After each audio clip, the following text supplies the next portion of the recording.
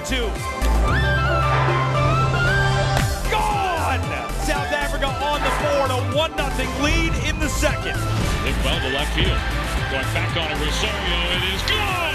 And Nicaragua's tied the game.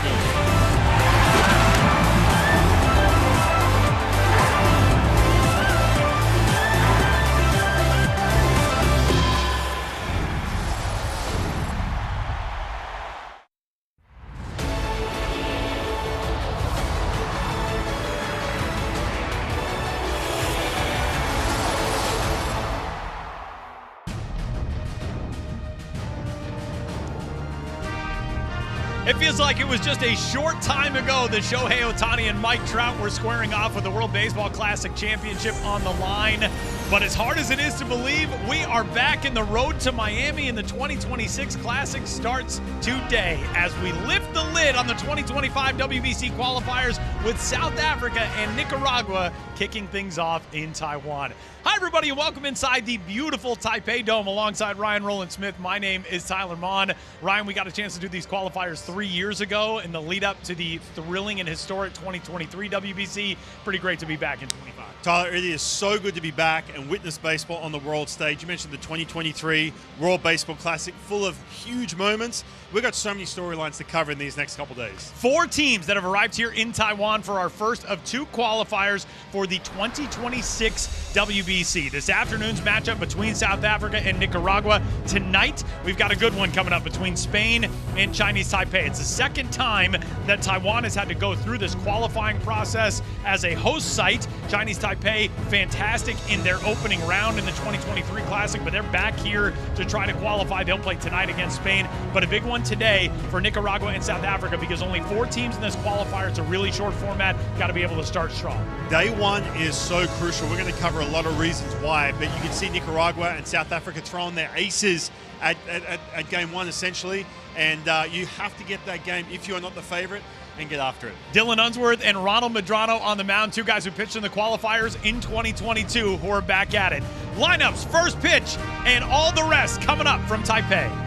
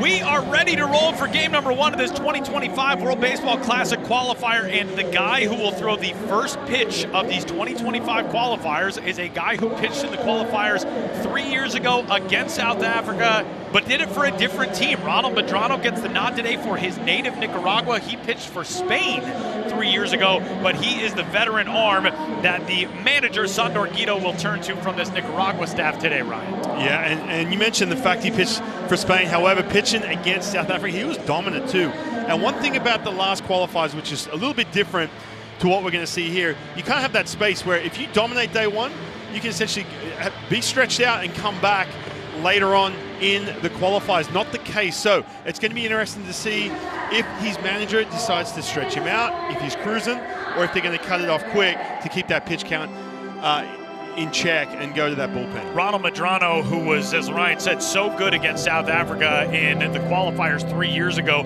he'll be going against a different looking lineup, and the guy who will get things started for South Africa today is a name very familiar to baseball fans. It's Victor Ngupe, who will lead things off, the former Pittsburgh Pirates prospect, as we are underway just after noon local time. 12:05 first pitch here in Taipei, and it's there for a called strike to Victor Ngupe. Victor out of the top spot, good bat to ball guy, good speed on the base pass if he can find his way on.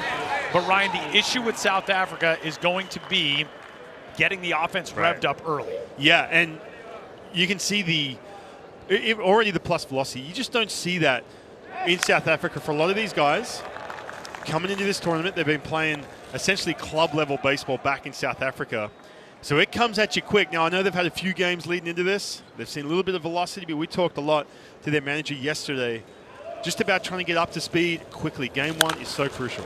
And Ngupe fouls one into the screen. A guy who spent some time in the Pittsburgh Pirates organization. He reached Class A ball in the Pirate system with the Greensboro Grasshoppers. And since then, he's living back home now in Johannesburg. And, of course, his older brother's gift, the first African continent-born major leaguer, as a called strike three snaps over the inside corner, and Victor is gone for out number one here in the first. And this is a break ball. Looked like it could have been a tough call up and in against Ngupe. Early on, you mentioned too, Tyler, so important. Get in that rhythm, get your timing down, get some traffic, some base runners. Make something happen early. So that'll bring up the left-handed hitting shortstop, Tyler Smith. And yeah, Ryan, we were talking on the way over here in the bus today about how important the start is for South Africa. Not just the start to the tournament in being able to play well today, potentially try to snag a game one win, but just the start in this game. You have to be able to settle in, get the first few innings under your belt, settle into the flow of a game, and I think it benefits both of these teams that neither of them has to go against the home team, Chinese Taipei, tonight with 40,000 in the house, and the cheerleaders and the drums and the chants and songs and all of the chaos that goes along with that. But for South Africa to get into the flow of a game, that's the important thing. As this is the starting nine today for Neil Adonis' squad. You look in the middle of that lineup, Brandon Smith, Anthony Phillips, Dale Feltman. They provided some pop for this team in Regensburg in the qualifier back in 2022, but ultimately South Africa dropped its first couple of games. They were gone quickly from that one. So being able to hang in, potentially snag an early victory, that would be a massive moment to get this tournament underway for South Africa as Tyler Smith spoils one back. Yeah, and you can see, with Tyler Smith, even with that swing, just the timing, talking about catch up to that velocity. So two big factors for a team like South Africa. Number one, can I get caught up to speed in regards to what you face in 90-91? You don't see that back in South Africa. And the other part too, and we're going to see Dylan Unsworth, that's their ace. And who do they have in the tank? We talked to Neil Adonis a little bit about who he kind of plans to roll out in that bullpen. But what do you have depth-wise? Because you are going to need it, even though it's a short format. Ooh, really snagged that off the AstroTurf. That's an awkward landing for the San Francisco Giants prospect, Elian Rayo, and thankfully he is okay. Neil Adonis, the manager of this South Africa squad, is the third base coach for his team as well, and was immediately over there to check on Rayo, but it appears Elian is okay. Elian last season spending time with the San Jose Giants in San Francisco's system. He made the climb up the chain, but primarily spending time in San Jose last year at the Class A level. As Tyler Smith waiting on a full count offering, ropes one down the right field line, but foul. I know we're only a handful of pitches into this game, really, but we have seen some good swings from Ngupe and Smith. And, early on, trying to get into the flow of a game against somebody who's going to be bringing velocity like you haven't seen, there is something to be said for trying to time that fastball and go after it. And Smith will work a fantastic plate appearance and a one-out walk. And this can be the issue with Madrono. We saw this at the last qualifiers when he was pitching for Spain against the Czech Republic. 8 punch-outs, but he got into trouble with that command. He starts to nibble. He's got a plus changeup. We'll see plenty of those as this game gets going. Yeah, and you mentioned too, just the prep. I mean, we can talk about it, and we will talk about it these next couple of days, but how these teams prepare, first of all, as a group, and then how do they prep coming into this? Nicaragua on the other side, they got a winter ball they're coming off. You know, you watch the teams get announced right before the game. I said to you, Tyler, I said, look at the contrast here. South Africa coming into this, just a handful of games against some local teams here in Taiwan.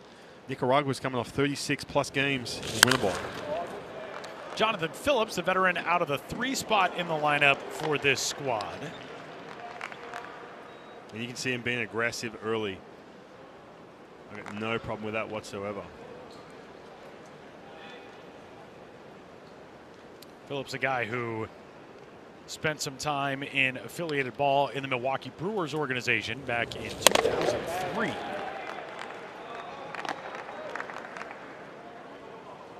And if you're Neil Adonis, these are really good approaches from the first 3 guys that you put at the plate, and it is sort of a very early indicator that the exhibition schedule that South Africa lined up before getting into today's game against Nicaragua might be paying some benefits already. South Africa came here to Taiwan. They played some games against a couple of universities, an industrial league team, and one of the CPBL's teams, the Chinese Professional Baseball League, the big league here in Taiwan. As that one's up and in, and back-to-back walks have put runners at first and second for the heart of the South Africa lineup now with Brandon Smith coming to the plate.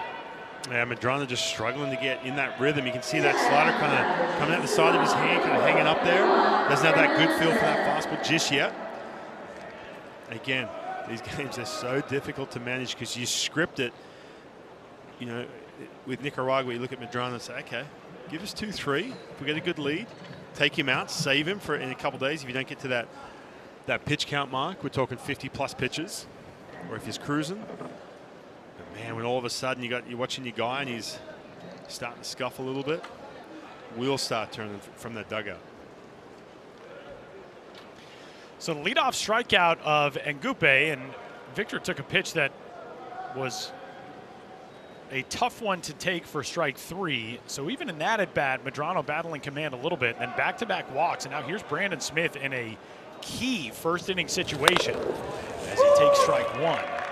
This South Africa team started its camp together back on February 9th. They arrived here in Taiwan on Thursday, February 13th. Played some exhibition games as noted. Big hack and miss from Smith to make it 0-2. Played the Tainan City Baseball Club, Tainan Power, the TSG Hawks, who were the big league team, one of the 6 here in Taiwan. And that was something that Neil Adonis told us, Ryan, like, we have to be able to see good pitching before we get into a format like this, because otherwise you're going to get pulled under really quickly. If you're Madrono too, you have to take this approach, and this is no knock against South Africa, but it's basically, you know what, 90-91 with good movement is going to beat these hitters. And we've already seen this in this at bat. You can afford to be aggressive, and that's going to put you into that rhythm and start figure out that pitch count a little bit too. 1-2 on Brandon Smith. Another thing that Neil Adonis said to us yesterday, he said, you know, I think guys are getting a little bit anxious because they know it's close to game time. These are not hitters who right now look anxious at the plate. Right. That's a good sign for South Africa's lineup.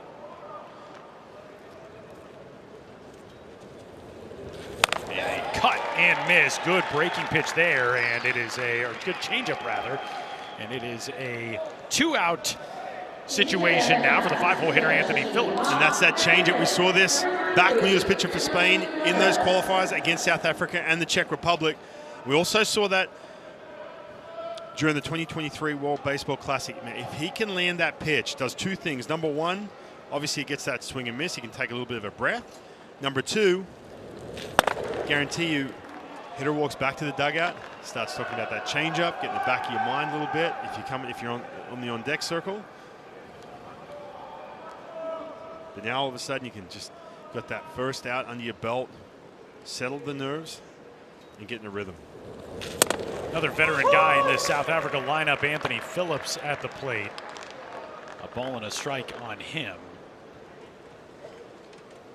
Phillips, formerly of the Seattle Mariners organization, guy that you got to know back in his early playing days, Ryan. He's from Belleville, South Africa, and he hits one left side where it's speared by Rayo for the final out of the first inning. But 27 pitches for Miranda, and that, or for Madrono rather, and that will send us to the bottom of the first inning. South Africa with a couple aboard, but nothing across. We go to the bottom of one. South Africa scoreless, and Nicaragua coming up.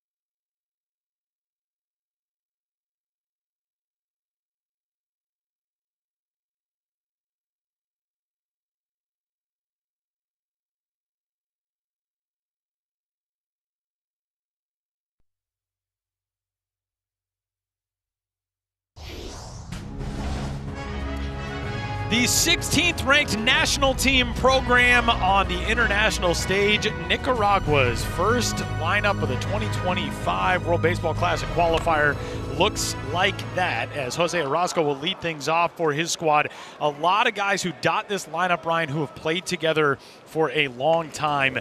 Names, if you have been familiar with international baseball, whether in the WBC or last year's U23 Baseball World Cup, U18s, elsewhere, Elian Miranda, Elian Rayo, Melvin Novoa, Juan Diego Montes as a bunt down third base side. Picked on the bare hand there by Dylan Unsworth. That actually is not going to be on the play with the out. Jose Orozco, that ball must have contacted him out of the box, so it's an out on that. Yeah, regardless, if you're Dylan Unsworth, we're going to get into this in just a second, but just kind of tip your cap and say thank you. Big thing with Dylan Unsworth, we talked about him being that ace on the South African team. They want him to have quick, efficient innings. He is a guy who throws a ton of strikes when he's at his best. By the way, former big-time prospect with the Seattle Mariners. He was so close to getting to the major leagues and essentially being the first South African ever to get there back in his time with the Seattle Mariners. But the big thing for him, he's a strike thrower, a couple breaking balls, and a plus changeup, and you want to get in counts just like this, Tyler, where you get the strike one and strike two quickly. Orozco stepped out of the batter's box. That was the reason for the out called before that put out at first by Unsworth. And now Brandon Layton, the second baseman, out of the two spot, facing a quick start to his AB as Unsworth does not mess around. That one comes in and got Layton, and that'll put him aboard as a one-out base runner. There's that changeup, just got away from him. Again, it does take a little bit too. Look, first time you pitched in the Taipei Dome, for example, you know, Dylan Unsworth, he's coming off pitching in Latin America, he pitched in Venezuela. But just trying to get your bearings, just trying to get your timing, everything down mechanically. It can take just a little bit. You just don't want to mess around and start eating away at that pitch count. Not to mention, Tyler, but I got to say up there, top 3, top 5 nicknames in baseball. What, Sharky? It's a very good one. It's a very good one for the longtime M's prospect. He's a guy also, I mean, you want to talk about well-traveled baseball players. The time he spent in the Mariner system, he was with the Angels after that. But since then, Venezuela, he has pitched in your native Australia as a bouncing ball, 2-2 and a chance at 2. And Gupe did not get the tag applied as the runner, Leighton, was past him by the time that got out to him. So it's just the out at first, but a nice job by Victor to secure one of them. And no, maybe that is a secondary out. And Nicaragua is asking for an explanation now. That is the first base coach, Anibal Vega. We're going to get another look at this here. Maybe some interference down at second base. I'll tell you what, the umpire's a little jumpy too on some of these calls. Big strikeout in that first inning, looked like a miss. We're going to get another look at it. You can see Ngope coming for that ball, and yeah, maybe just interference. Yeah.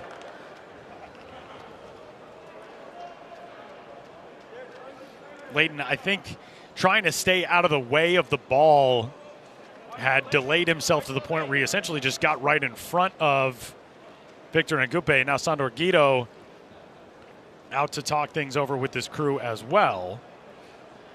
As it stands, it would be a 4-3 double play that wraps up this inning. And, I mean, Nicaragua obviously very adamant in the first base dugout, and they will look at this. We do have full replay review in play here for this 2025 qualifier. Of course, it was only on boundary issues up until 2017. And now, out of the third base dugout, Neil Adonis wants an explanation as well. I'm not going to lie, if Nicaragua is challenging this play, you don't want to burn that challenge early. You may need that later on in this game. I mean, it's pretty clear, or a tough play that they're going to have to, any chance of overturning. I mean, that's definitely interference. Yeah, so a couple of weird things in this inning. Orozco ruled out while stepping on the front boundary line of the batter's box, trying to get the bunt down as the leadoff man. And Leighton here, I mean, honestly, you know, if you're a base runner, it's somewhat what you're told to do is to screen a fielder. I think the issue is Leighton may have altered his track a little bit to get in front of that ball or to get in front of Ngupe. Yeah, the other element here too, and you could kind of read lips down on the field, was talking about it hit the runner in that situation, Brandon Leighton. Chase Dawson, the hitter, would be retired either way. And we will see what the review process says. Our four umpires, by the way, Evan Johnson calling the balls and strikes behind home plate. Yoshiharu Yamaguchi at third base. Iksu Kim at second. Scott Costello at first. So they will rescind the interference call. South Africa's going to have to return to the field. Leighton is safe at second, and works out for Nicaragua. And to be honest, I don't have a problem with taking that call back. It didn't seem as though there was contact between Leighton, like you said, and Ngupe at second. So well, I think that's what it came down to too. And again, this is just from watching the body language and the discussion on the field. The minute the umpire says, "Look, that made contact with the base runner," then all of a sudden that's what you're going off. Therefore, with Nicaragua, it said, all right, let's challenge it because we know that ball did make contact with Leighton.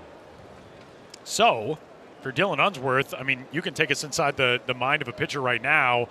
You're Unsworth, you think that you're out of this inning on 8 pitches, and you're back into the dugout. Now you're back out there with a man in scoring position and 2 outs. Locking back in right here can be a little bit of a challenge, I would imagine. Yeah, for sure. And I think, too, you mentioned just the mindset. You're back in the dugout feeling good. You get that first inning, which is, man, it's nerve-wracking just getting through that first inning, of especially a qualifier, so much on the line. And you're able to take a breath, and you're right back out there. You want to make sure you get enough pitches right now before you're facing that hitter just to get back into that rhythm. So big chance here for the cleanup man and Elian Miranda. By the same token, though, I mean, if there's anybody you want out there in a weird circumstance like that, if you're South Africa, it's Dylan Unsworth. Right, and look, we talked about South Africa's prep.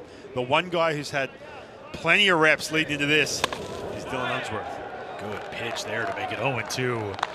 Miranda, a former Arizona Diamondbacks prospect. He has spent the last few seasons with his home squad in the Nicaraguan League, Tren del Norte.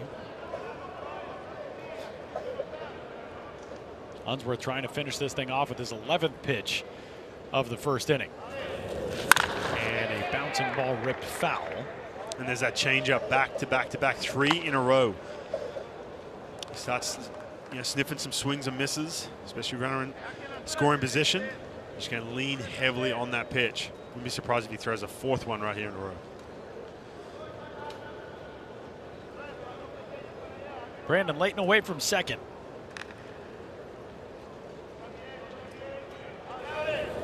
And the 0-2 waved at and missed.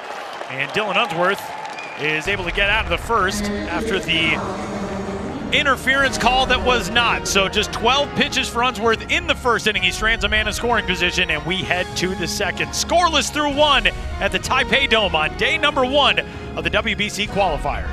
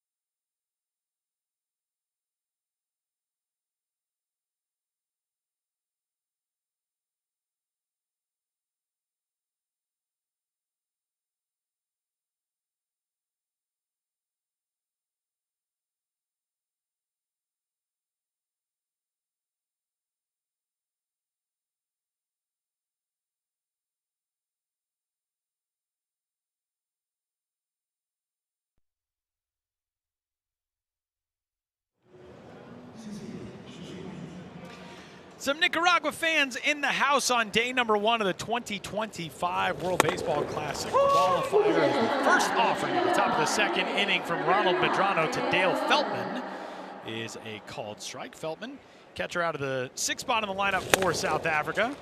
It was one of the big bats in the lineup for his team in Regensburg in 2022. Finds himself down in a hole quickly, 0-2. One of 3 catchers listed on this roster. And a called strike 3, making quick work of Dale Feltman. Good afternoon, good evening, and good night.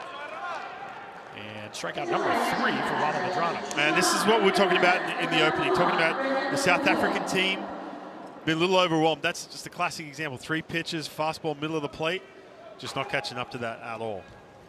So now it's Brandon Bouillon, the right fielder out of the 7th spot.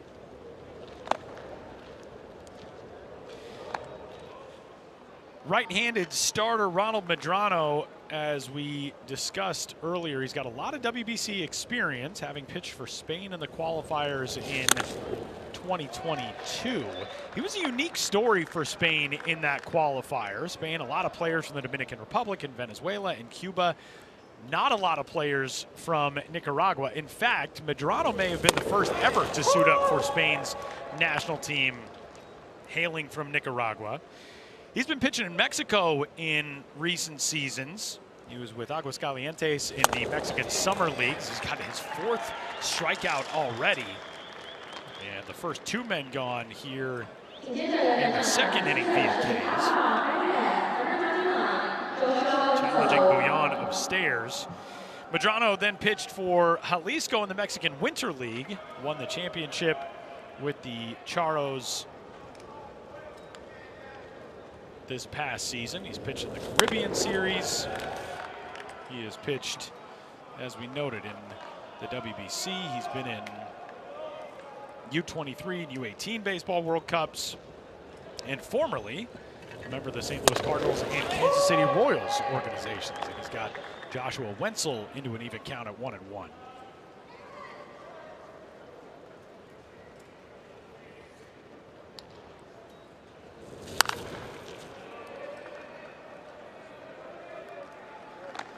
Wenzel, one of the many Cape Town products on this roster. Cape Town, Johannesburg, Durban, those produce the vast majority of the baseball playing base in South Africa. It's a pop lifted foul first base side. But man, these guys were chomping to go for this 2025 chance after getting bounced in 2022 after just a couple of games. We were talking yesterday with members of the coaching staff. You know, when did this conversation start about this qualifier this year? And they said essentially the moment we were eliminated in 2022. Yeah, that was a tough way to go out too. Back in Regensburg, Germany, just the 2 games. You know, you spend so much time, you sacrifice your free time. A lot of these guys have regular jobs back home. Yeah, that's nasty for Madrono. Really good inning for Ronald Madrono, who fans the side. He has struck out 5 of the first 6 outs he's recorded. And we will head to the bottom half of the second. South Africa and Nicaragua trying to get the offenses started on a Friday afternoon in Taiwan.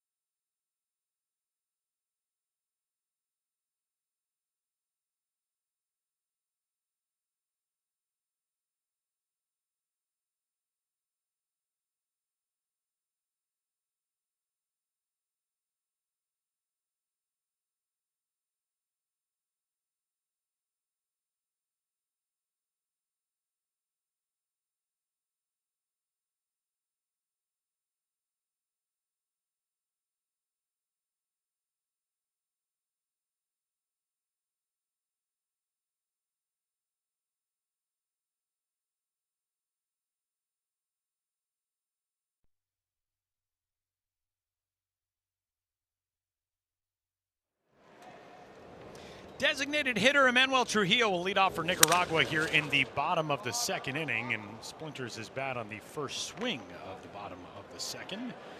He'll go get a new tool over in the first base dugout. Going to work against the veteran Dylan Unsworth, who worked a clean bottom half of the first despite some weirdness. Batter called out stepping outside of the batter's box on a bunt attempt, an interference call that was called back after review.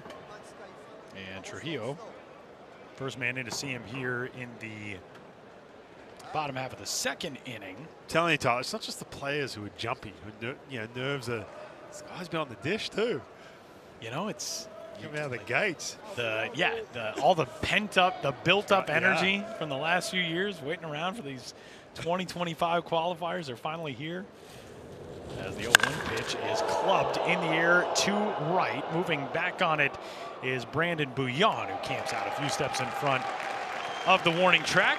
And Trujillo retired. Emmanuel Trujillo, a guy who, I mean, just a few months ago was playing a pivotal role for Nicaragua as his country captured bronze at the U23 Baseball World Cup. He's a really talented bat.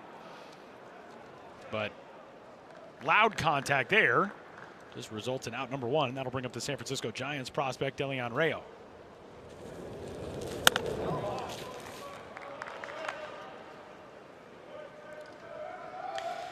Rayo getting the nod over at third base today, 21 years old.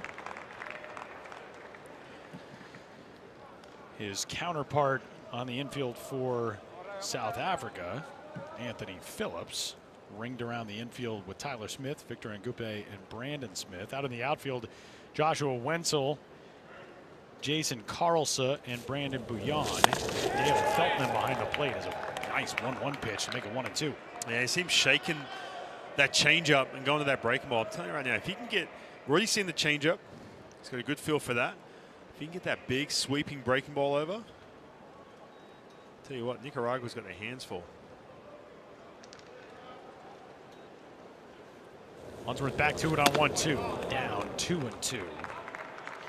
Last season in the Giants organization, Rayo 72 games with Single-A San Jose, 243, 328, 356 slash line, but he's just 21 years old. The Giants like what they've got in him, and a little flare out to short. Settles into the glove of Tyler Smith, 2 away. It's just a sinking fastball getting in. On that handle from Dylan Unsworth, just weak contact. It's not like he's a heavy ground ball guy. He never really has been, but plenty of weak contact. Not a strikeout guy either. And there's still a fair share of balls in the air, but just off the barrel all day long. So 2 gone. Here comes a 2020 second-round draft selection of the Milwaukee Brewers, former Miami Hurricanes starting shortstop Freddie Zamora. Last season between AA and AAA in the Brewers organization, played 94 games.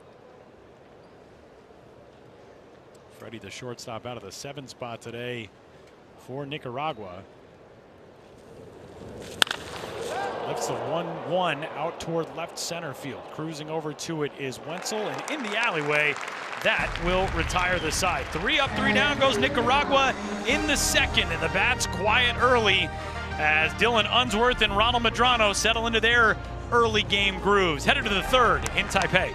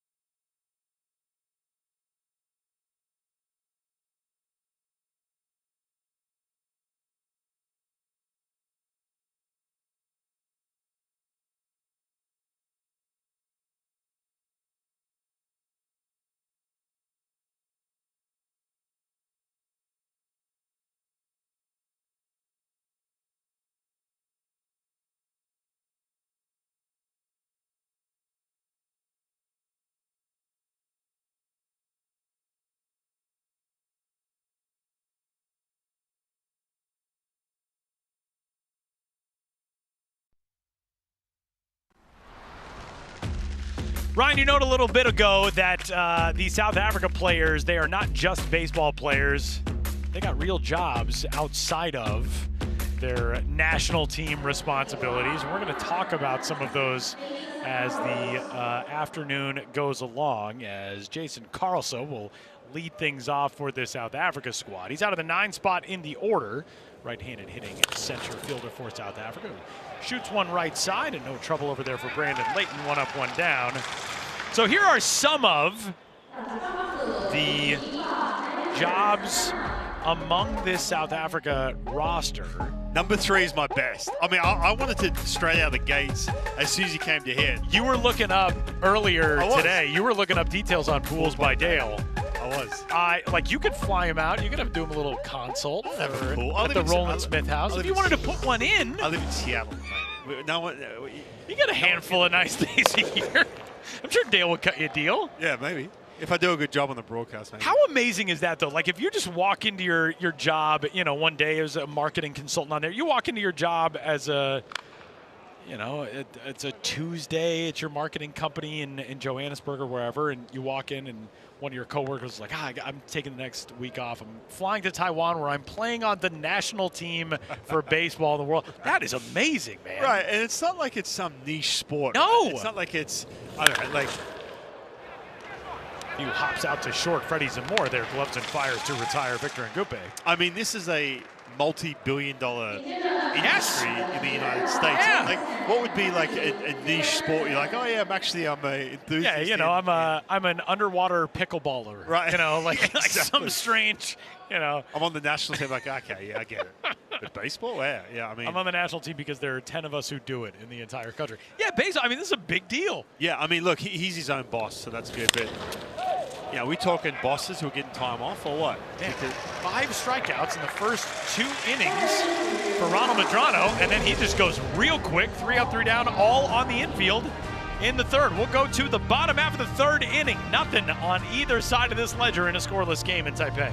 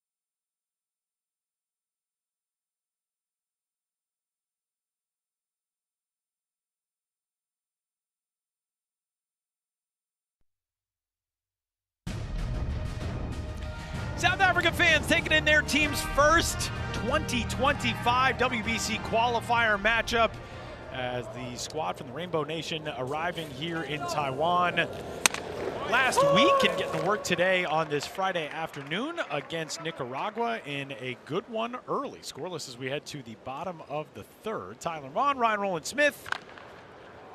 Friday contest, our first of 2. We got a big one coming up tonight. A sellout crowd expected in the house for the host squad, Chinese Taipei against Spain. And, you know, the winner of today's games, obviously, Ryan, has a leg up on getting toward, you know, either qualifying as the first place team coming out of this Taipei group of 4 or headed into the second place game on Tuesday as a ground ball over the third. A strong throw from Anthony Phillips is out number 1 here in the third. But beyond just winning and trying to get yourself into that first place spot, if you are Spain or Nicaragua, you play the early game tomorrow. That's a real tough draw for Spain tonight. They play Chinese Taipei, you know, the odds-on favorite in this group, the home team playing in front of a home crowd in a raucous building. Then all of a sudden, you play at 7 o'clock tonight. You have to turn around tomorrow. Yeah. If Nicaragua is able to win this game, you're going to be playing a tired team coming up tomorrow. Right.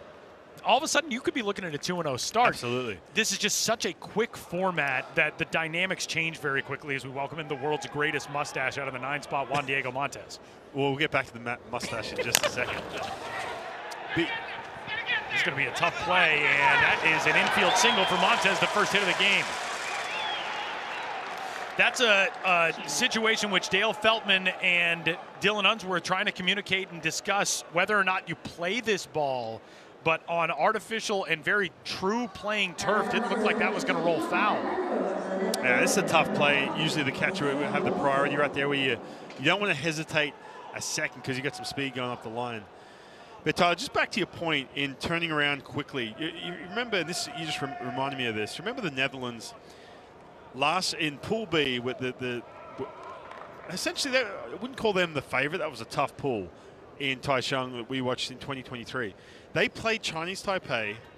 It was exhausting, that game. I remember they came back, played the early game the next day. They were so flat.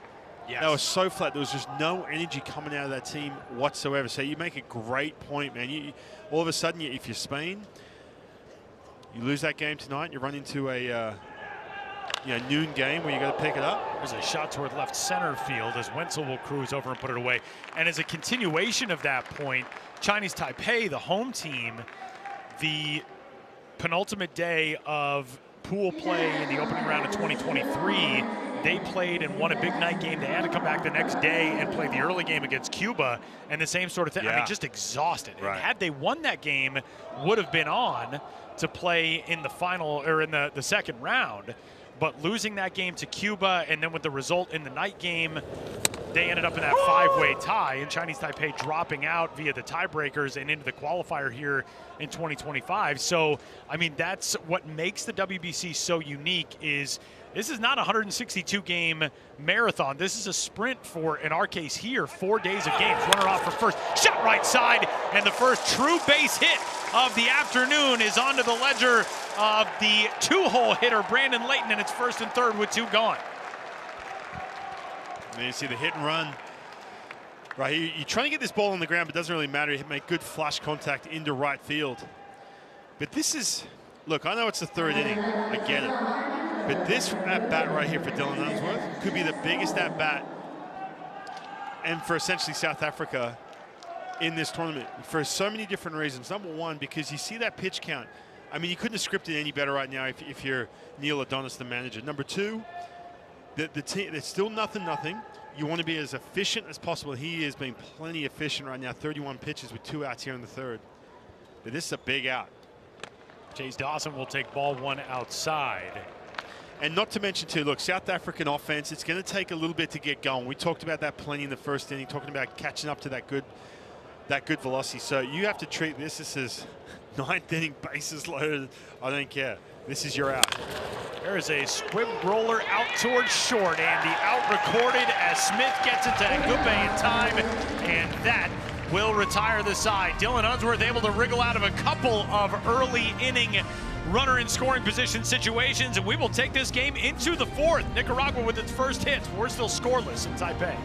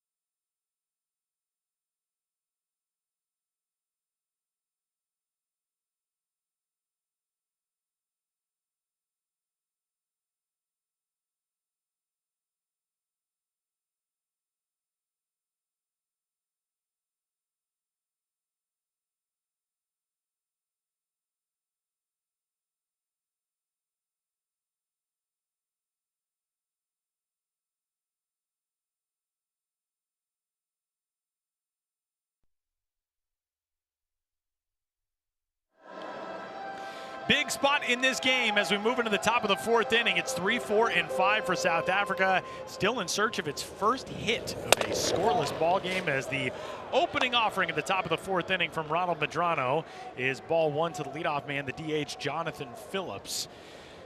Tyler Vaughn, Ryan Rowland-Smith, a Friday afternoon at the Taipei Dome. Scoreless and hitless is South Africa right now, but you are getting everything that you could have dreamed of from your starting pitcher on the mound at Dylan Unsworth.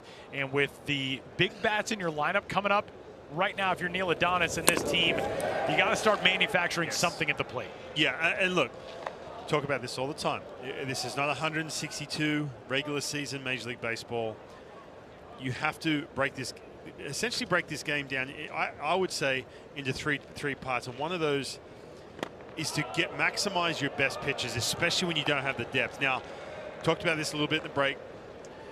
If South Africa can score a run or two right here, all of a sudden you have some options with Dylan Unsworth. As dominant as he's been, you got to ask yourself, look, if they don't score, do we take him out and try and keep him fresh for a game down the track when you're facing a Spain in a couple days or whatever it may be? Or do you let it, all of a sudden South Africa, score a run or two, do you ride it out and just secure this game one victory? You know, from my standpoint, and the impression that I got talking with Neil Adonis yesterday, I feel especially if South Africa's offense can get going and you scratch a run or two across, I think you ride Dylan Unsworth to that 85 pitch threshold as a called strike three will ring up Jonathan Phillips for out number one here in the top half of the fourth inning. It just feels like Dylan Unsworth gives you the best chance to win a game. And from my standpoint, if you are getting 100% of Dylan Unsworth today, that feels like the smarter wager than, well, let's try to get into Tuesday. Maybe we can bring him back on short rest. Yeah. I think you ride him today, try to get him all the way through the finish line. For sure. 6th strikeout of the day for Ronald Madrono, who, as Ryan noted a little while ago in pitching against South Africa in Regensburg, was brilliant in that game. 5+ innings, 2 hits, 1 run, 4 strikeouts and 2 walks.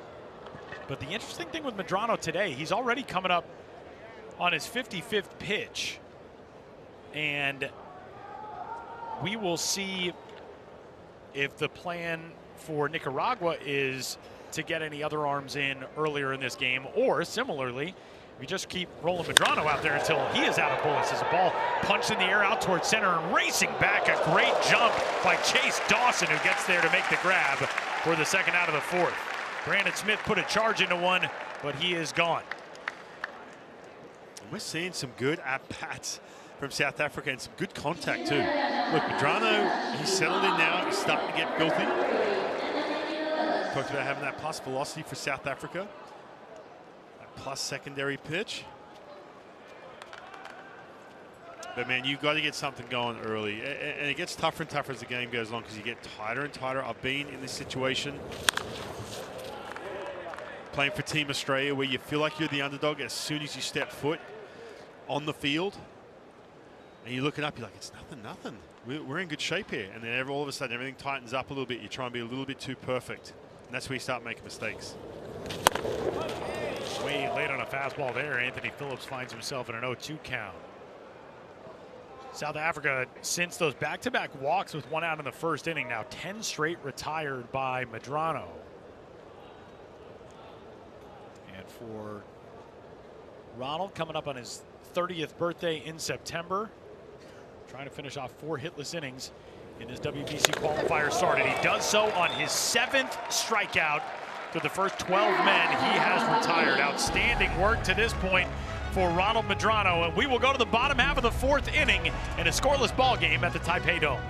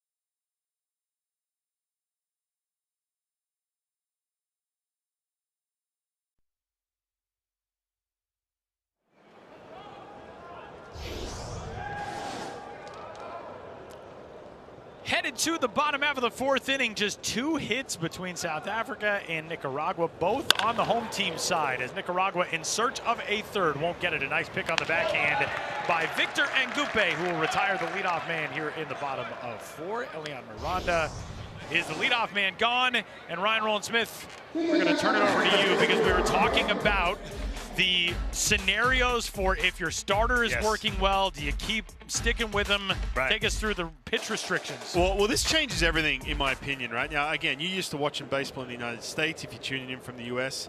And look, when you have a Team USA and you just have a stable of absolute horses down there, this doesn't apply. When you're South Africa, for example, or even Nicaragua, this 100% applies. You saw the 50-plus pitches. That basically takes you out of this tournament. If Dylan Unsworth gets to 50 pitches in the next couple innings, this is it. He's done. He can't come back whatsoever. You have a limit of 85 pitches. You go back-to-back days. You have to have a day's rest. 30-plus pitches, a day off. Liner to short and right to the waiting shortstop Tyler Smith. 2 gone. So this becomes a huge factor because everyone's going to be on that level playing field. Again, it's spring training time. They're trying to protect arms this time of year, especially in the World Baseball Classic. But, man, it really affects a team like South Africa. You have to get clever if you're in that dugout, figuring out your pitching stuff. And, man, the reason why this is such a topic today for South Africa is because Dylan Unsworth is being so efficient to this point. That was his 38th pitch. He could, if he can get it out on these next 2 pitches, he can make it through 4 innings, averaging 10 pitches an inning.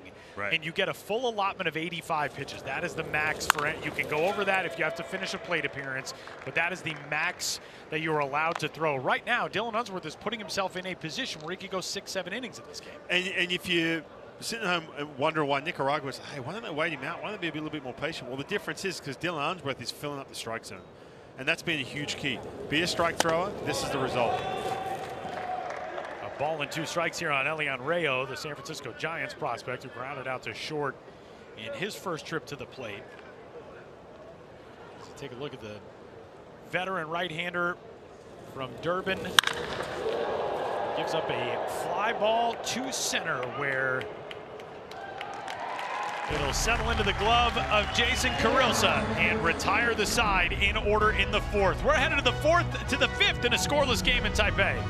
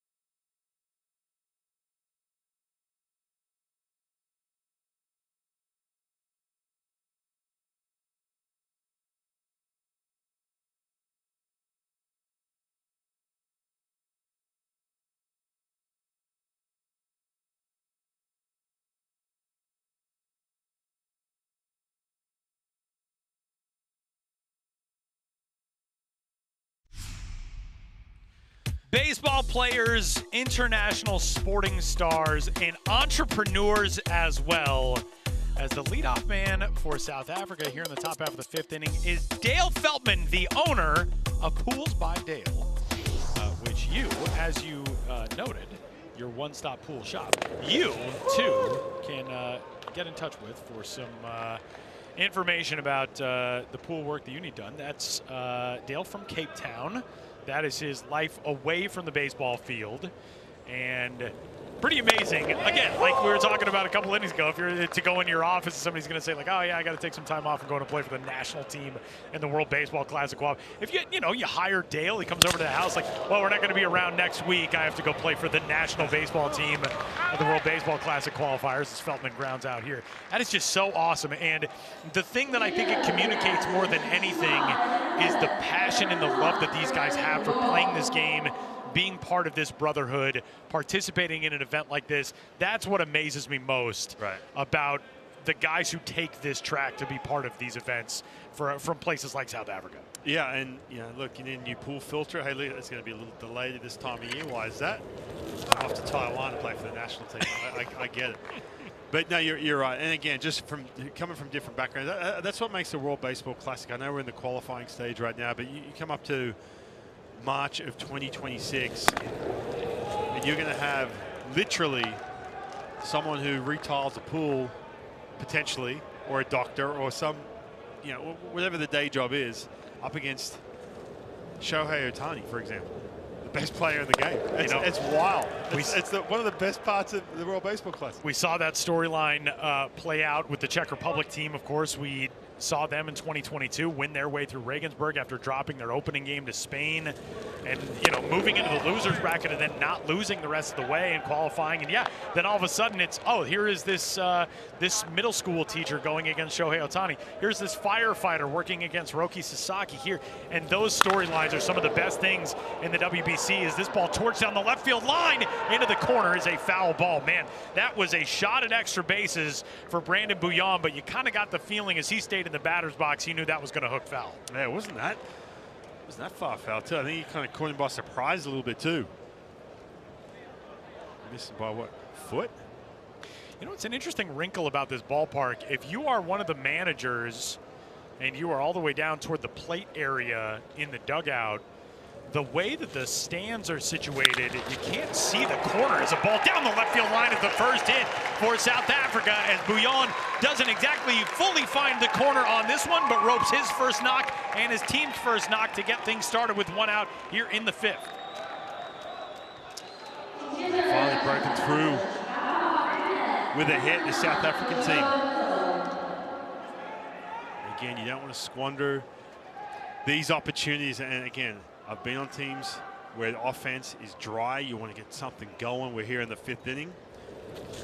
This is where you don't want to try and do too much, right? You see already, and this is exactly what I'm talking about with Wenzel, trying to lay a bunt down, trying to manufacture. Just do the little things. Get that run, especially with your guy Dylan Unsworth, the way he's pitching right now.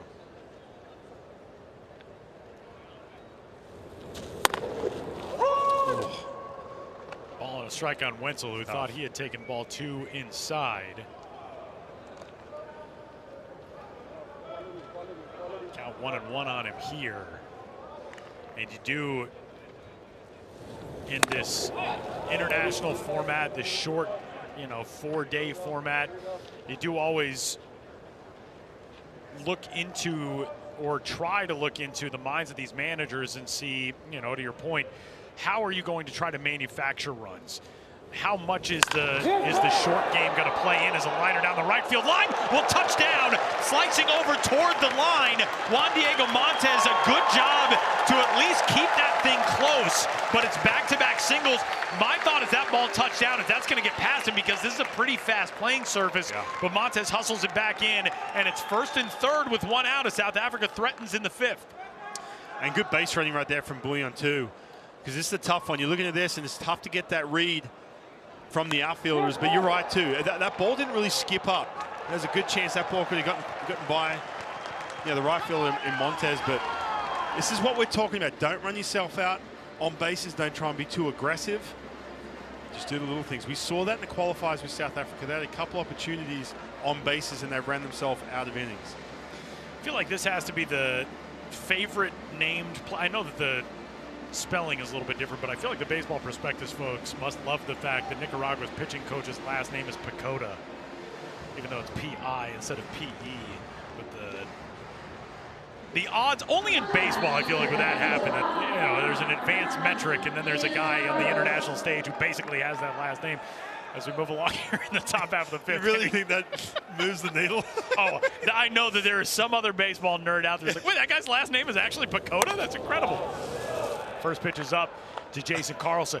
Ryan, out of the 9 spot in the order now, if you're Carlson, you're in an interesting position because obviously you want to get a hit and drive in a run, but with a runner at first, got to be really careful to not punch this thing on the ground at somebody on the infield. Yeah, but put that ball in play. Priority number 1. Put that ball in play. You got a little bit of speed down there at first base.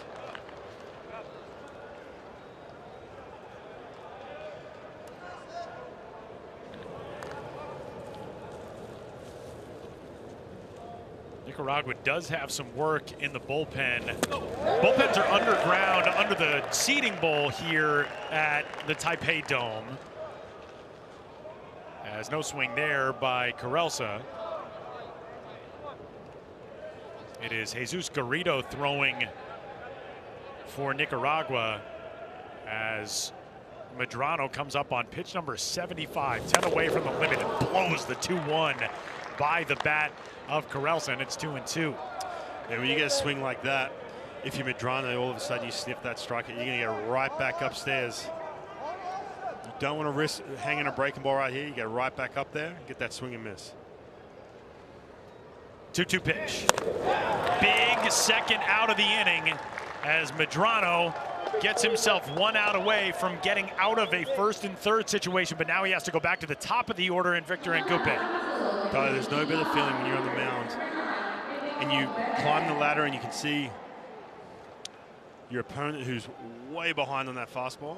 All of a sudden, like, oh, okay, I'm not going anywhere else. I'm staying right there. Get a big strikeout. Base runner stay put. Monster spot in this game for Victor Ngupe. And first pitch swinging, fouls one back to give Madrono the lead in the count as Madrono approaches 80 pitches here. This more than likely is the last batter for Ronald Madrono today.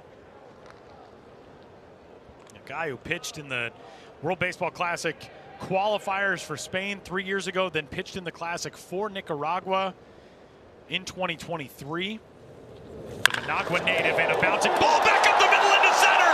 And Victor Ngupe gives his team the lead on an RBI single with 2 gone in the 5th. It's 1-0 South Africa.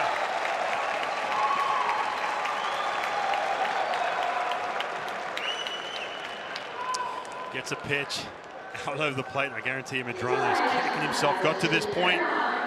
But look at this, just staying right up the middle, just short swing. Not trying to do a whole lot. All of a sudden, South Africa on the board. So Brandon Bouillon, the one who got this started with the 1-out single, cashed in by Ngupe, and now it is first and second. And first pitch swinging a fly ball to left. Jose Orozco will settle under this one, and that'll do it for South Africa in the 5th. But with Dylan Unsworth dominating on the mound, South Africa's got a lead, and a big smile between Victor Ngupe and his manager, Neil Adonis. We go to the bottom of the 5th in a 1-0 game.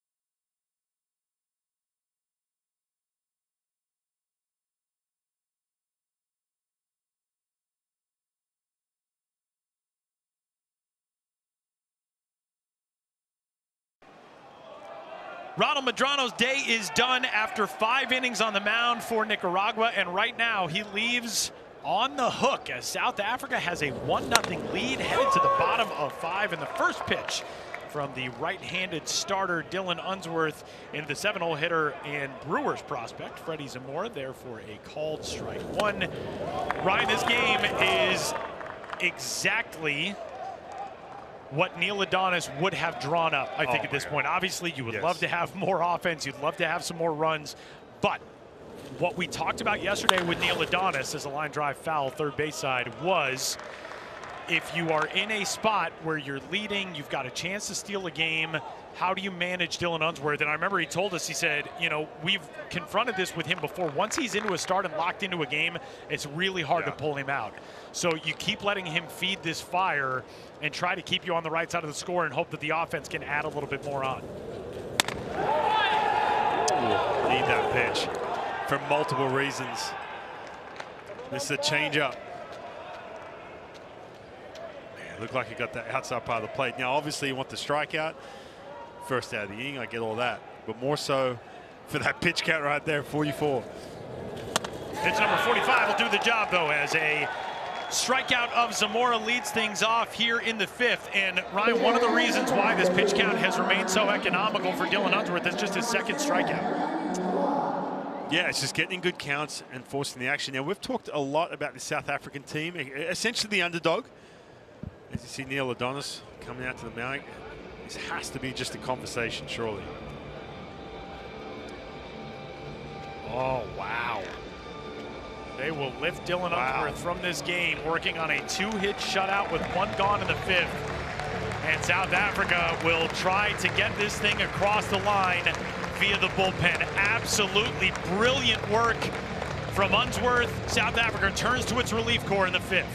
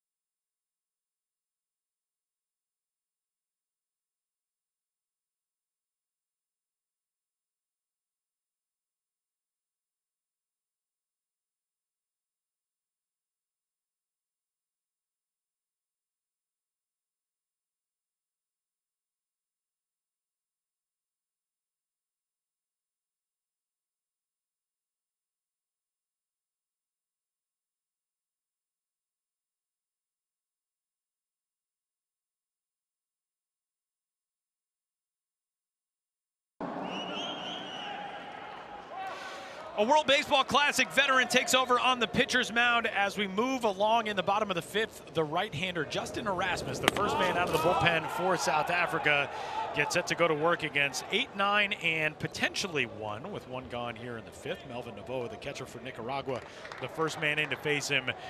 Ryan, this is not what we were expecting. We saw Neil Adonis come out of that third base dugout as a ground ball out too short is picked on a good hop and turned into out number 2 by Tyler Smith. That'll bring up Juan Diego Montes. But Dylan Unsworth done after 4 1/3 brilliant innings in this game. What it does, it provides some risk in this one with South Africa because you're turning to obviously an untested relief group against a really good lineup. But what it also does, it provides South Africa the opportunity to potentially bring Unsworth back theoretically on Sunday, and if they get into Tuesday's second place game, you could use him on Tuesday as well, depending on how you use him on Sunday. I line drive to center field will get down for a base hit. First pitch knocked there for Juan Diego Montes, who is 2 for 2 out of the 9 spot in the order, and that'll turn the lineup card over in the 5th. We had this conversation just yesterday, Tyler, with the manager. Talked about it. Would Dylan be, willing? Is it that time of year where he's able to essentially pitch today, and like you said, essentially pitch on Sunday, or maybe even a Tuesday if it gets that far? Now, we were banking on the fact that, let it ride. A couple things to think about too. I spoke to Dylan Unsworth yesterday. I said, hey man, how you feeling? He just signed to go back to play in Mexico. Runner off, throw down to second is way offline, and it's an easy stolen base for Juan Diego Montes. And he said, look, I'm slowly building up. So there could be the factor there where he has said to his manager, look, hey, I'm good, but let's keep me at 45 or so pitches. I'm willing to back it up in a couple of days. So a little advantageous if you can somehow cling on to this 1-0 lead against Nicaragua, which is going to be so challenging to cover this many innings. A ball and a strike back at the top of the order on Jose Orozco.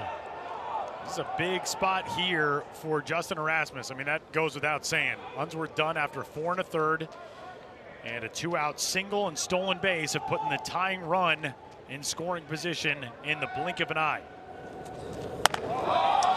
And for Justin Erasmus, he's pitched in the qualifier. We saw him pitch that first game against Spain. Matter of fact, against Madrono, they had to start against each other. He looked good. Now, he has some professional experiences with the Red Sox for a little bit, but that was half a decade ago. Check swing is a called strike 2, and the count even now on Orozco.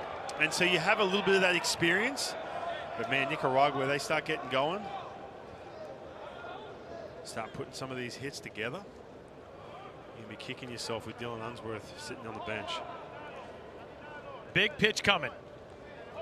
2-2. Got it! Justin Erasmus gives up the 2-out knock, but strands the potential tying run in scoring position. And we head to the 6th. South Africa with a day 1 lead through 5 in Taipei.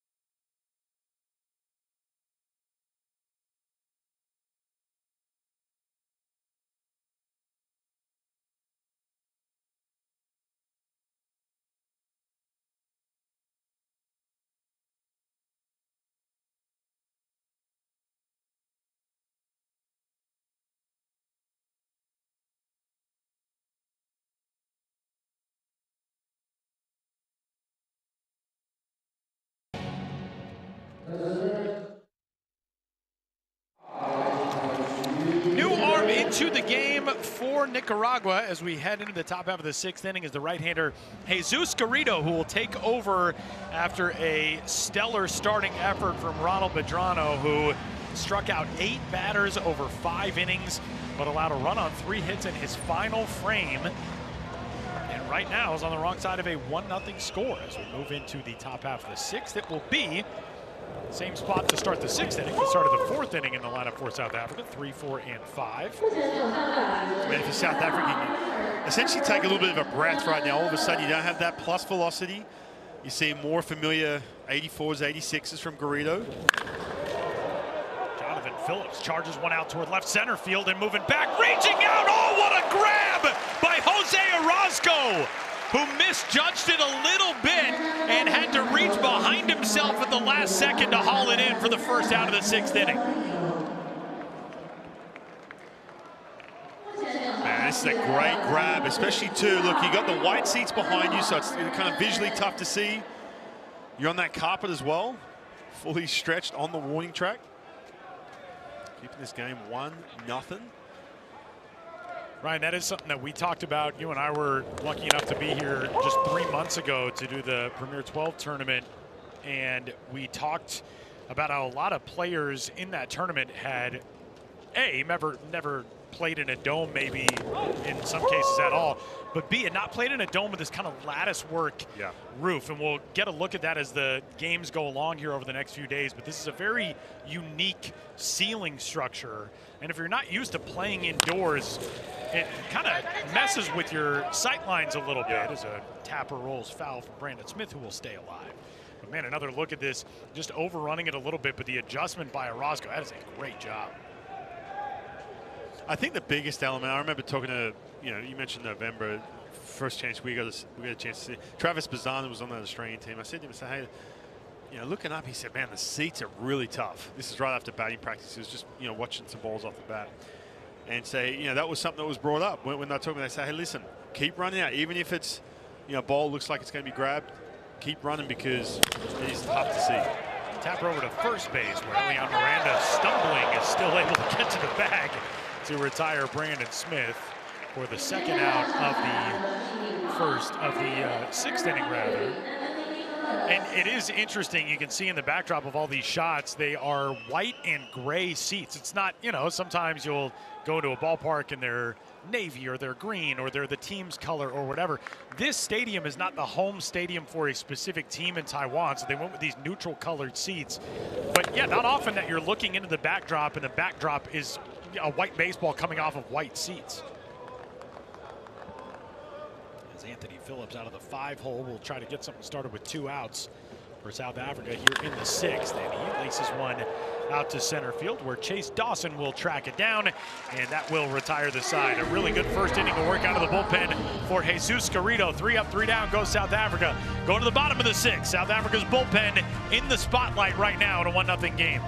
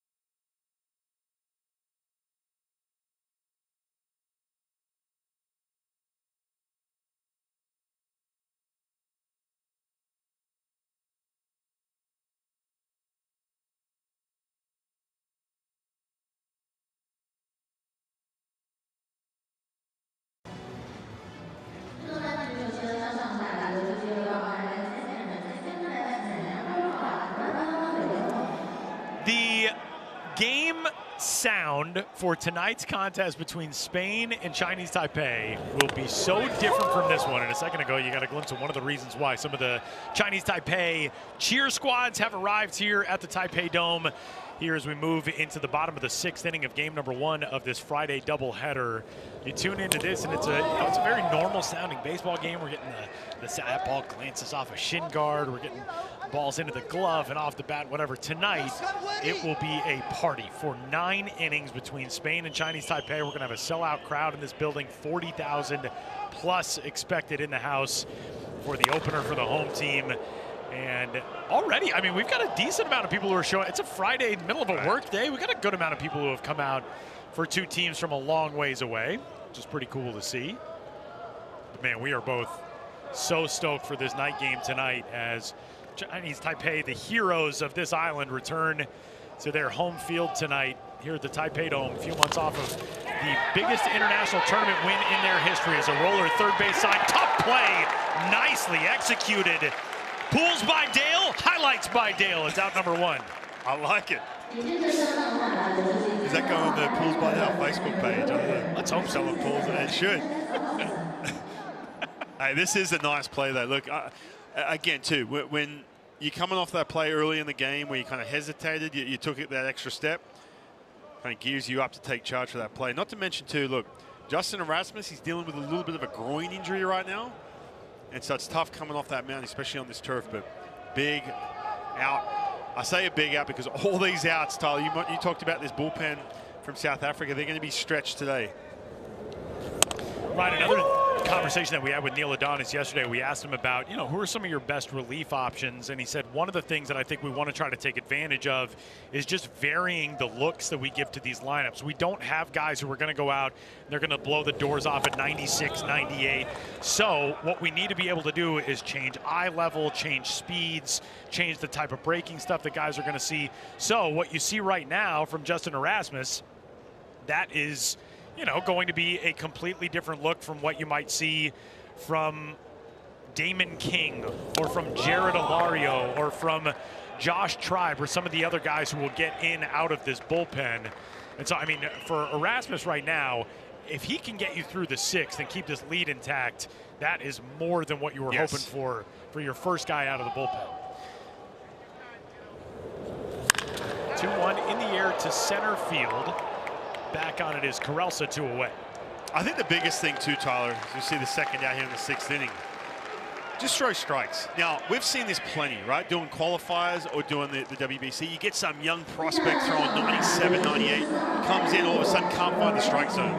And that completely disrupts any kind of plan. It gives that rhythm back to the team who, right now on the back foot, and that's Nicaragua. Hey, by the way, too, again, going back to this, we've talked all about South Africa and getting that 1 run with Dylan Unsworth. If you're in Nicaragua right now, you have to start to try and just generate some kind of energy, something even back in that dugout. Because what happens is you're looking at this going, hold on a minute, you're glancing up at that big scoreboard, 6th inning.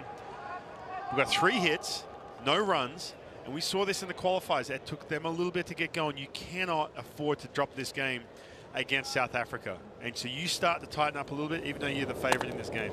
And I think your point is very well made in having to manufacture your own energy because you're a long way from home. Yep. Obviously, there's not going to be a big contingent of Nicaraguan or South African fans. There's not a lot of people in this ballpark. And so there is something to be said as this one lifted out to left field is going to be a third 3-up, 3-down inning of the day for South Africa's pitching staff. And another out recorded for Justin Erasmus. Terrific work out of the bullpen for the right-handed veteran as we go to the 7th in a 1-0 South Africa lead.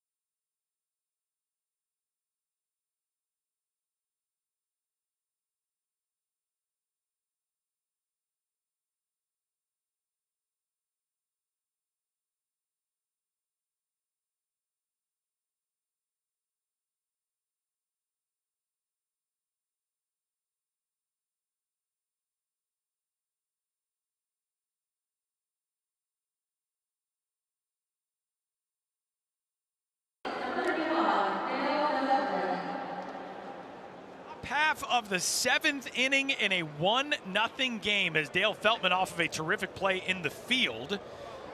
Last half inning will lead things off for his squad out of the 6th spot in the lineup. The first pitch to him is ball 1. Feltman, the starting catcher today for South Africa, followed by Brandon Bouillon and then Joshua Wenzel. As South Africa, clinging to the slimmest of margins, leads this thing here in the 7th, and the count even on the veteran catcher. Feltman, as we noted, one of the big bats for his team at Regensburg 3 years ago. Takes strike 2. Trying to get something started. South Africa's offense entirely contained basically to that 5th inning. They did have 2 first inning walks. Left runners at first and second. Then saw 11 straight retired through the 4th. Leadoff man of the 5th was gone. That was Feltman. And then they went single, strikeout, RBI single as Feltman serves this one down the right field line. A long run for Montez, and that'll fall. New life for Dale. Tyler, you said something in the break, and I want to bring it up on air. Watching South Africa, we've seen them plenty, right? We saw them try and qualify. We watched them back in the early days of the World Baseball Classic 2006 and 2009 as well. This game, watching this, and they've lived with it. Neil Adonis has been at the helm here for a long time. You've been here before, right? You've been in this situation before where all of a sudden you're clinging to that 1-run lead. And you start to get... Called strike 3 as that one dotted over the inside part of the plate will retire Feltman. And you start to get that feeling in the back of your mind, oh man, look, we've been here before. We've been in the driver's seat where we can upset a team on day 1, and then we've let it slip. So I wonder if there's just been enough of that experience where they say, hey, no, we're good.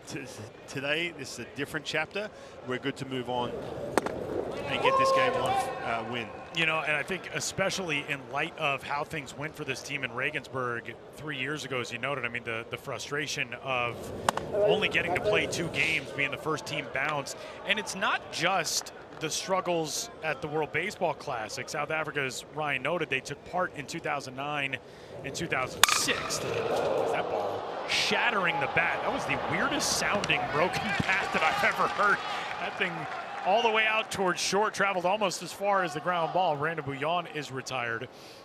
But South Africa was invited to the first 2 WBCs. There were no qualifiers until the 2013 Classic. And so since the qualifiers have been instituted, South Africa has not been back in the main tournament. Right. And this event this year provides the opportunity, as it did 3 years ago. You can finish as one of the top 2 you're on, and the visibility that gains you, the support potentially from sponsors, financial backers, the things that you need to continue growing a program in a place like South Africa for, you know, not a top tier sport there. The visibility alone is so massive. But you're right. I mean, at some point, when you're the guys in that dugout, you want to say, hey, nobody is going to win this for us. We have to win this for ourselves today. Well, look, I got a front row seat to that. In 2016, they had to qualify to get to the 2017 World Baseball Classic in Sydney.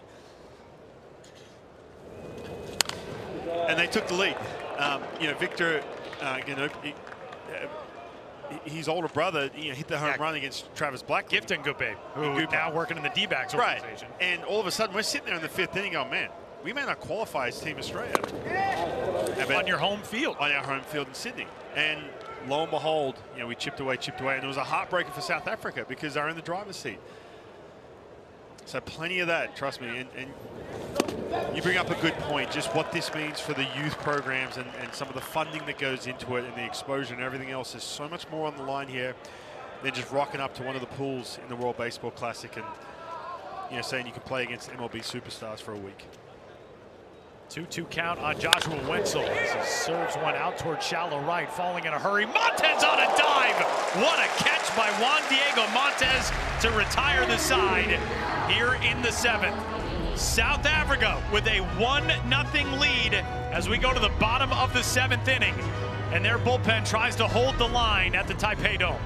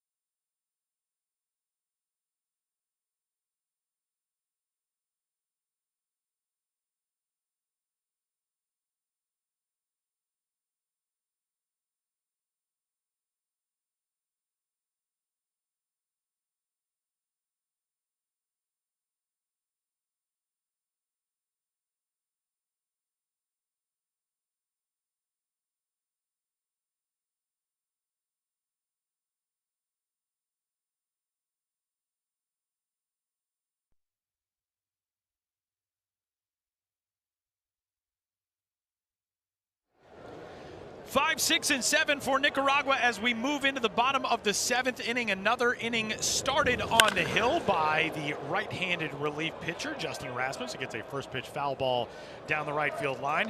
Erasmus, the former Red Sox prospect, as Ryan noted, a guy who has played a whole lot of baseball, not just for South Africa, but also for Australia. He was born in South Africa, but moved to Australia at the age of 7. 4 seasons in the Red Sox organization. He played independent baseball in the United States in the Frontier League, played in the Australian Baseball League, played in the German Bundesliga. He has been part of South Africa's roster and Australia's roster at various times in the WBC. His baseball roots go back a long way. His father and his grandfather played and coached in their days, being involved in the bat and ball sports, baseball and softball. As you look inside the South Africa bullpen, some work going on there. Justin Erasmus, former teammate of mine. I played for the Brisbane Bandits for a month, getting ready for the World Baseball Classic in 2017. I know his mother's watching. She follows along very closely. I remember she was giving us some feedback last time in 2022 at the Qualifier. So he lives in Brisbane still. It's good to see him still doing it out here. That was a gorgeous pitch on 2-1 to snap in the breaking ball and make it 2-2. Trujillo out of the 5 spot in the order. Trujillo 0 for 2 today. Hit column even now at 3 apiece in this game as Erasmus deals to 2-2 on the liner left side. And there's the 4th hit of the day for Nicaragua and the first leadoff base hit on either side in this game as Trujillo gets things started. That's a big deal too, that leadoff hit, right? There's just so many more things. It just opens the inning up so much more. Look, South Africa, you got to look at this and say, we need 9 outs. 9 outs, we're in good shape. All of a sudden, Nicaragua, you just need that hit, maybe that walk, and then all of a sudden you can take a breath. Elian Rayo trying to advance that potential game-tying run. Takes the bunt back, it's 1-0. Rayo, the Giants prospect, probably not something that he was asked to do a whole lot last season in the Giants system. He had exactly 0 sacrifice bunts, but he puts down a good one, third base side, and he moves that potential tying run to scoring position with 1 away. And that just goes to show, right, just how dried up your offense is right now. And look, we've seen this from Nicaragua in the qualifiers down in Panama. Same thing. Their offense, it took them a couple days to get moving. And again, it just goes to show you they're trying to get that 1 run, get something moving. For a guy who has never put down a sacrifice bunt in his professional career, that was a perfect bunt over to third to draw the throw from Anthony Phillips. Great work by Rayo. And now it lines it up for a really talented bat in Freddie Zamora to try to get this thing even as Erasmus deals the first pitch for ball 1. And by the way, the worst bunter in baseball history sitting in this booth. It is so tough to bunt, man. My last at bat in the big leagues when pitchers used to hit was against Tim Hudson trying to lay a bunt down, and Buster Posey was literally laughing at me behind the dish. 1-0 back up the middle. That's past the dive of Ngupe into center. Rounding third base. Here comes Trujillo. We are all tied up in the 7th. It's 1-1.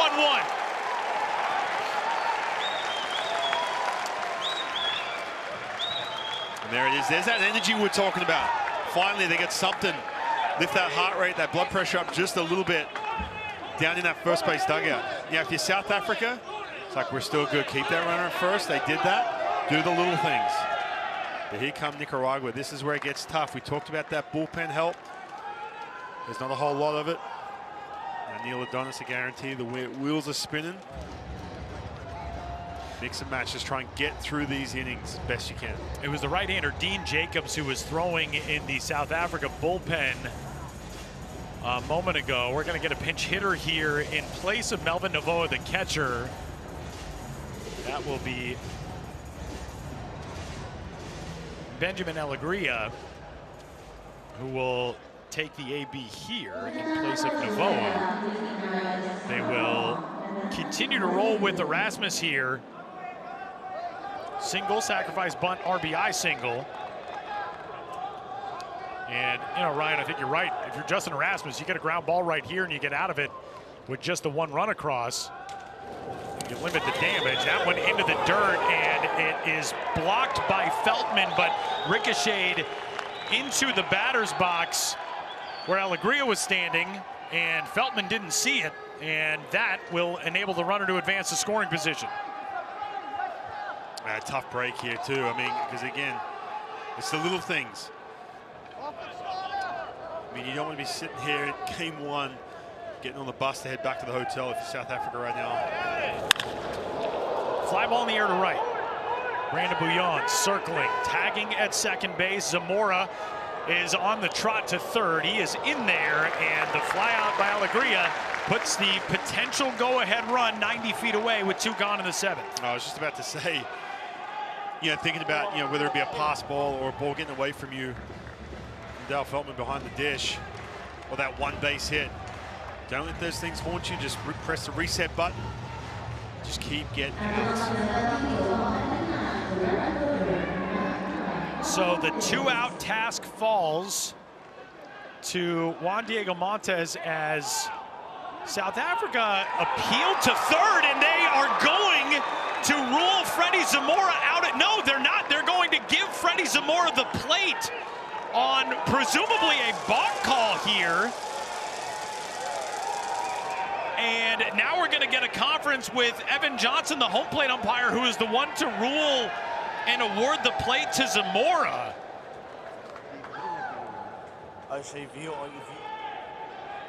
Oh, this is a crucial spot now in this game to get this conversation right. Yeah, hopefully we get a couple looks at this to essentially figure this out. I think South Africa, first of all, we're trying to appeal with the tagging up. That's number one. Then umpires now, you said it, Tyler, calling a balk right there, bringing the runner in. Again, if this play is not overturned, we talked about plays haunting you. This could be the situation right here. And I think the umpires have to have another look at this. This is a weird situation. Initially, Justin Erasmus and Anthony Phillips, I mean, they were pretty adamant that they should have gotten the out on the lead runner Zamora over at third. And maybe this is it. Maybe it wasn't on the tag. This might just be on a little hidden ball scenario. I'm not sure if Erasmus takes the ball there or not. We saw that this was a situation in a college baseball game a moment ago. This is a hidden ball situation, I believe. Now, the issue is Justin Erasmus is on the mound. And if this is a hidden ball trick, you're not allowed to be on the mound. You cannot address the pitcher's mound as an active pitcher in a game if the hidden ball trick is in play. Right. Yeah. Okay. So wow. Yeah. So Justin Erasmus walking back on the mound. That's you're exactly right. You have to stay off the mound if you're going to try and we're going to figure this out right now. They're going to take another look. They will talk things over right now with Sandor Guido, the manager of Nicaragua. Now, the conversation presumably is about the definition of, addressing the pitching rubber, because generally it is spoken, when people are talking about the hidden ball trick, you're not allowed to be on the mound. You are not allowed to be in that area. You can't be near the rubber. But Erasmus standing on the backside of the mound, he's not walking up to the rubber. Is there an argument that South Africa can make of, well, he's not addressing the rubber because he's not attempting, and wow, they will rule it out at third base. So the hidden ball trick works for South Africa to get out of the 7th inning and keep this a 1-1 game. Holy cow. I'm not sure if we've seen a hidden ball trick in the World Baseball Classic before, but Justin Erasmus and Anthony Phillips pull it off, and this game remains tied as we go to the 8th. What? Unbelievable. The hidden ball trick does the job for South Africa, and we're all tied up 1-1 through 7 at the Taipei Dome.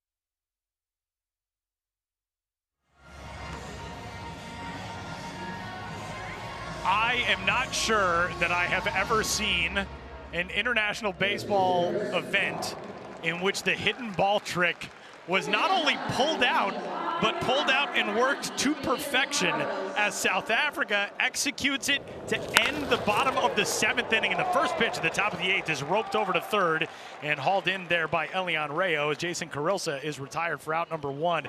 Here it is from the end of the 7th inning. That is South Africa's third baseman, Anthony Phillips. And he is waiting for Freddie Zamora to step off the bag. Now, first of all, we're going to have to talk with Justin Erasmus and Anthony Phillips about this later, because that is an incredible moment of communication.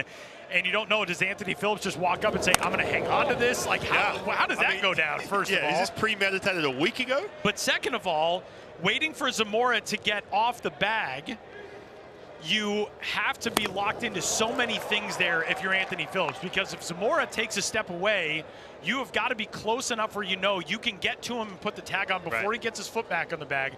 But also, if you're Justin Erasmus, it's a ground ball left side, will scoot through. Nice job knocking it down on the backhand there by Zamora. But Victor Ngupe is on with his second hit of the day and a one-out base runner here in the 8th.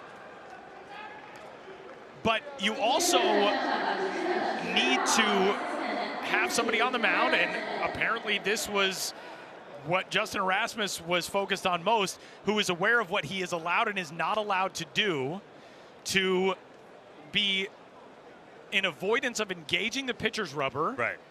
So, and we had said this too, right? We said, oh, he couldn't be on the mound. Well, it's not the dirt. Actually, you can be on the dirt as long as you're not engaged on the pitcher's rubber. So, man, by the way, I didn't even know you could do that as a pitcher until I was done playing, but hey, huge. Wild stuff. Nicaragua's going to the bullpen. We'll tell you about the new arm when we return.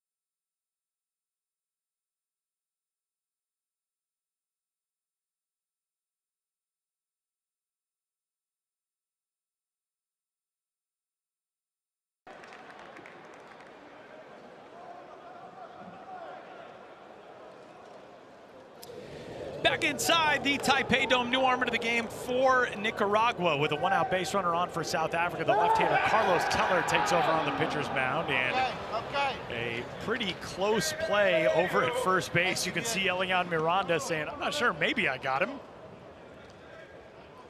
Victor Ngupe able to just squeak his way back into the bag. Victor, good speed over at first, and that's one of the reasons why Teller gets the nod here. The lefty trying to keep him close in a 1-1 game in the top half of the 8th inning. The Managua native.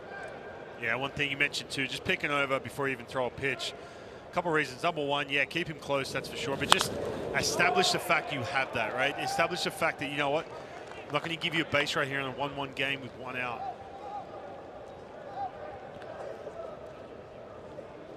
Man, that hidden ball trick.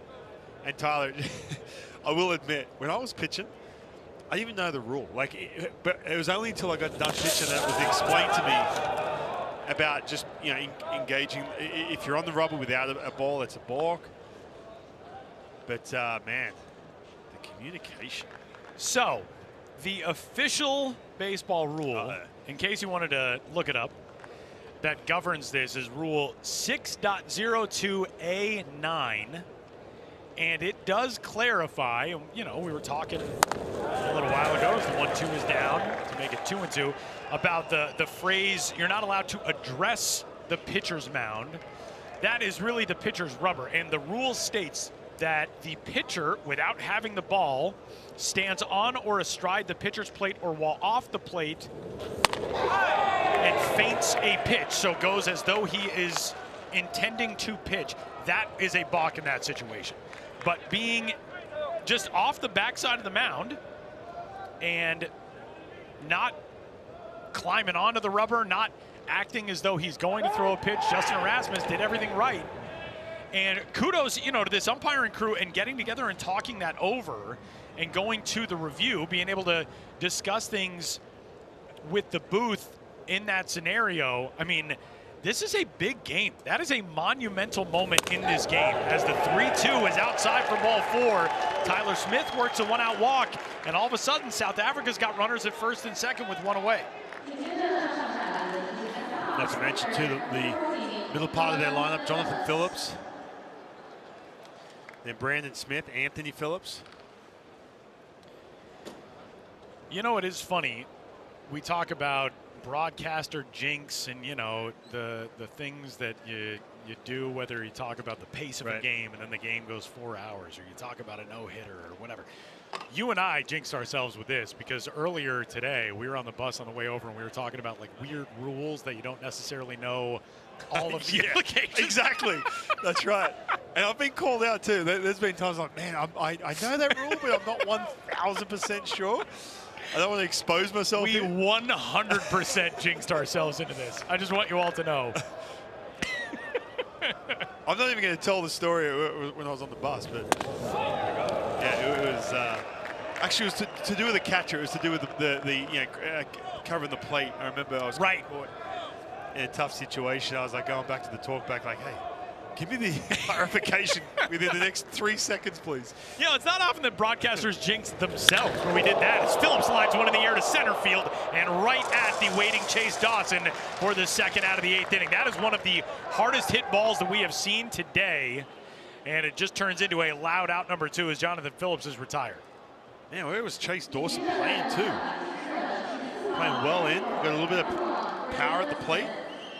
Played perfectly. So with 2 gone, the task falls to Brandon Smith now. It was first and second, 1 out. Now 2 gone. And Brandon Smith trying to come through with what could be his first hit of the day if he succeeds. And aiming to give his team the lead back. Nicaragua a run on 5 hits and no errors. South Africa a run on 4 hits and no errors. And the first pitch is in tight for ball 1. We've seen a little bit of everything today. Had a batter runner called out while stepping on the front line of the batter's box to try to lay a bunt down. Had what we thought was an interference call on a runner get taken off of a play on review. A hidden ball trick. The only thing we haven't seen is a whole lot of offense. We've gotten 5 hits in this game. We do not have a single extra base hit in this game. I tell you what, the umpires, man, they got turned into deep end. In February already. Yeah, not a lot of days you're going to be working with where you got to call a batter out for stepping out of the box on a bunt attempt, work with a hidden ball trick. Yeah, play review with runners in the first inning. Game 1. Getting everybody acclimated right out of the gate. That's right. 2-1 is 3-1 now. And Carlos Teller walking on a high wire with Anthony Phillips, who is somewhat the hero of the day right now, waiting in the on-deck circle.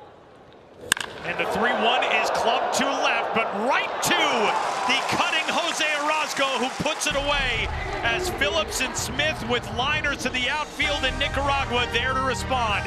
1-1, we go to the bottom of the 8th.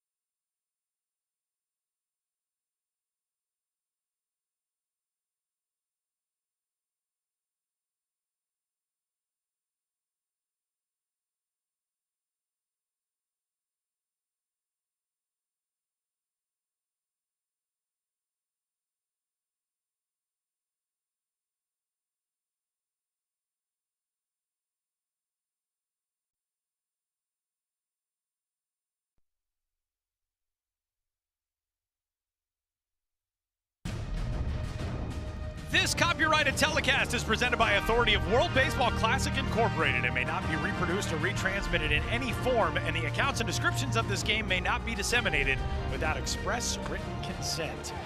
Bottom half of the 8th inning at the Taipei Dome, we are being treated to, fittingly, a classic on day number 1 of the 2025 WBC Qualifiers. Tyler Maughan, Ryan Roland Smith.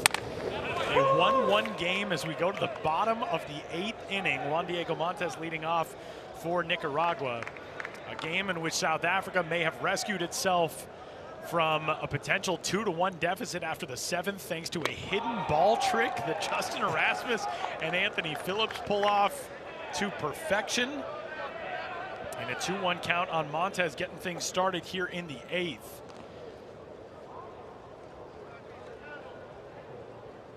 Montes out of the 9 spot in the lineup is 2 for 2 today. A couple of singles, reached on an infield roller up the third base side in the 3rd inning, and then a 2-out single laced to center field in the 5th. Yeah, Tyler, I know it's just the 1 out, right, the hidden ball trick, but you could see Nicaragua starting to get that rhythm going offensively. I mean, that, keep coming back to it. Unbelievable. Especially game 1 too, by the way. Here comes the 2-2 to Montes, 3-2. Yeah, it was single, sacrifice bunt, single, and then a pretty well-struck fly ball by Benjamin Alegria to advance Freddie Zamora to third base on the 2nd out of the inning. And Anthony Phillips and Justin Erasmus pull off the hidden ball trick as the right-handed reliever warming in the South Africa bullpen is Lloyd Stevens out of Cape Town. 3-2 in the air, first base side. It'll be Brandon Smith to call and catch for out number 1. Well, we are approaching the territory where these facts will come in handy. The tiebreaker rules are in effect in the World Baseball Classic. Each team will start each offensive inning with a runner on second base. That runner will be the hitter who was the last out of the previous inning, or the previous person in the lineup, to the leadoff hitter in extras. Each of these squads, of course, hoping they can avoid that fate, put some runs on the board. South Africa's got just 3 outs to work with at the plate. Nicaragua with 5 essentially right now. It's had that feel. Tell you what, it's had that feel though, Tyler. The extra inning feel where it's like no offense get going. Then all of a sudden Nicaragua's sneaking a run, then they get hidden ball tricked. You just had that feel like nothing really doing offensively. Pinch hitter into the game here, and Fred Bill Chavez, who will take the spot from Jose Orozco, the top place in the order. And Sandor Guido just trying to get anything going. To your point, there has not been a lot that South Africa has solved with this, or that Nicaragua rather has solved with this South Africa pitching staff. So yeah, you're just trying to find any combination right now. I'll tell you what too, okay, look, we've seen hidden ball tricks and all kinds of stuff, but back off of Erasmus, but able to keep it close and make a nice play. Some of the defense though today as well. Now Orozco just got pinched hit for it. By the way, career infielder. This is the first game he's been out in left field, making that play over his head early on in this game. And some of the defense, some of the harder contact too, in well positioned Nicaragua outfield as well. But here we are, 1-1. Just both teams just trying to get something going. A hit, then a walk, a couple of hits together. Yeah, it's a weird day of baseball when you have the hidden ball trick baseball reference page open. Yeah, that's right. You know what I mean? Time called by Brandon Layton. No, that's a pitch clock violation. So that is a 1-0 count now on Layton.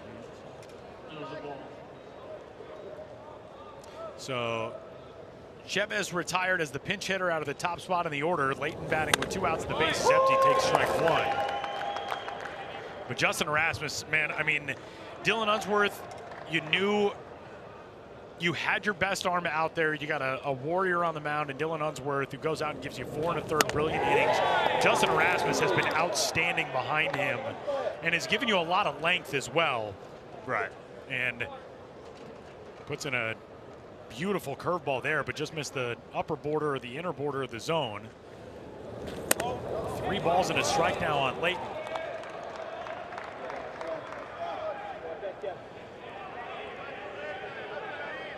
Man, what a way to start this qualifier.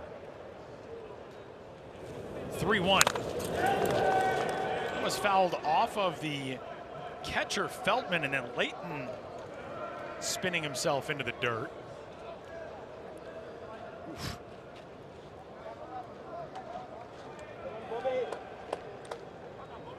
Full count offering coming up here. Erasmus trying to finish off his third complete frame.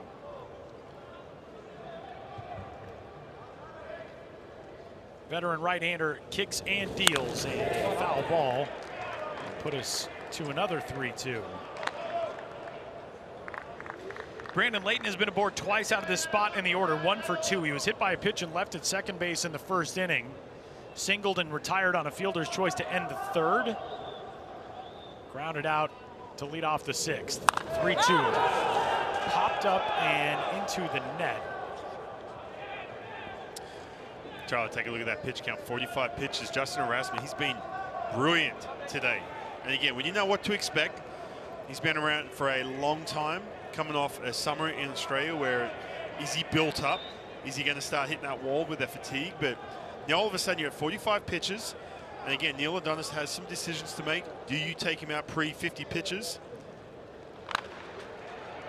So he's available later on in this qualifier.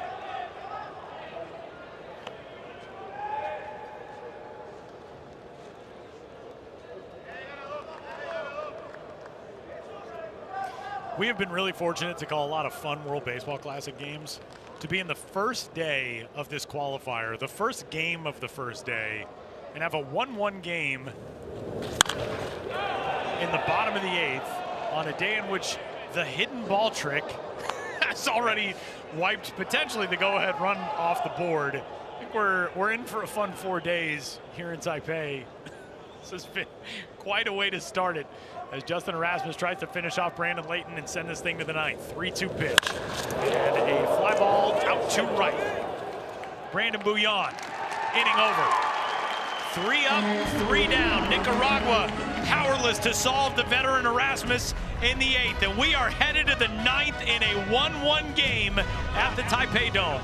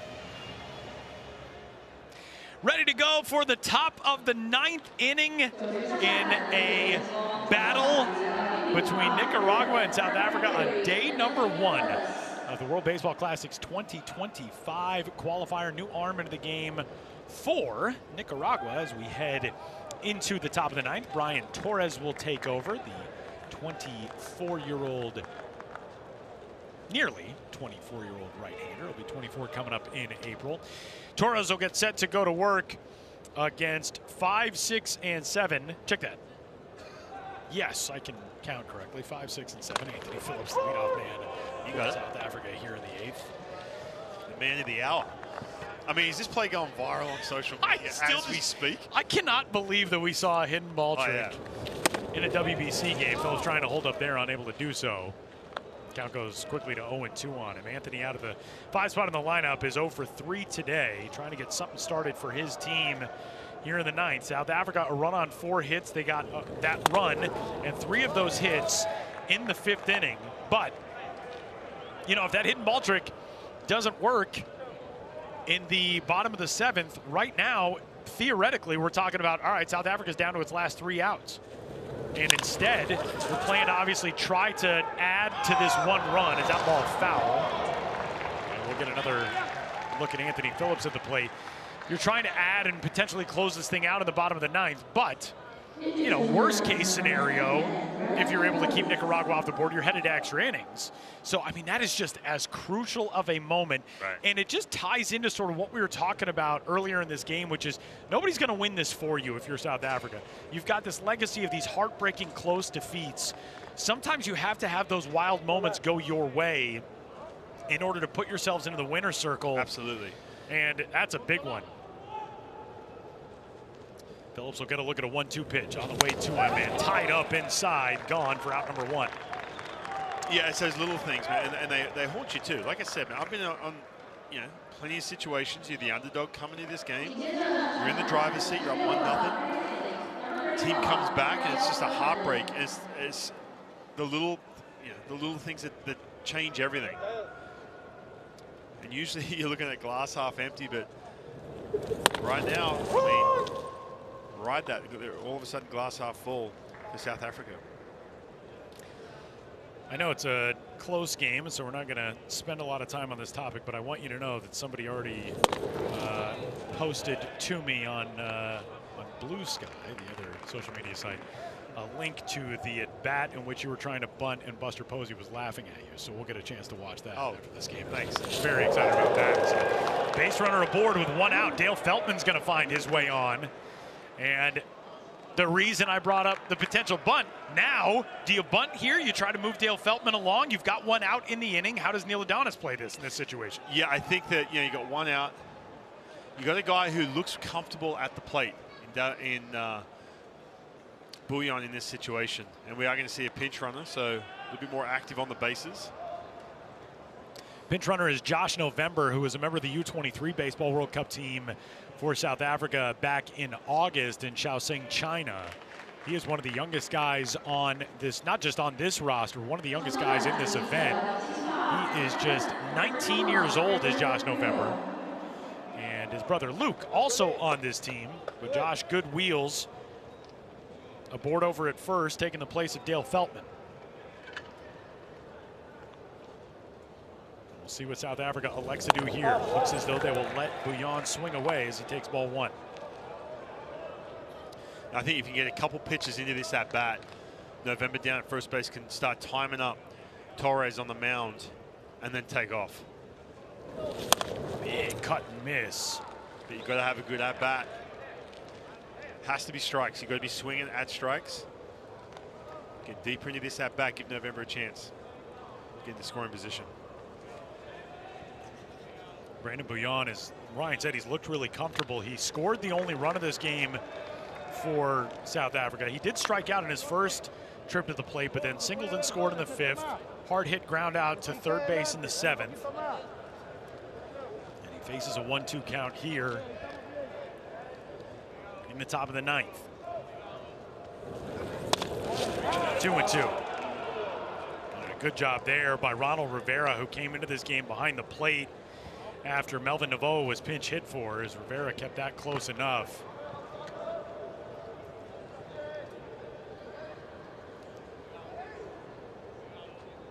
Two. Gone on strikes. 2 away here in the 9th. That's a big strikeout right there. It's second out of the inning, yes. Runner stays at first base.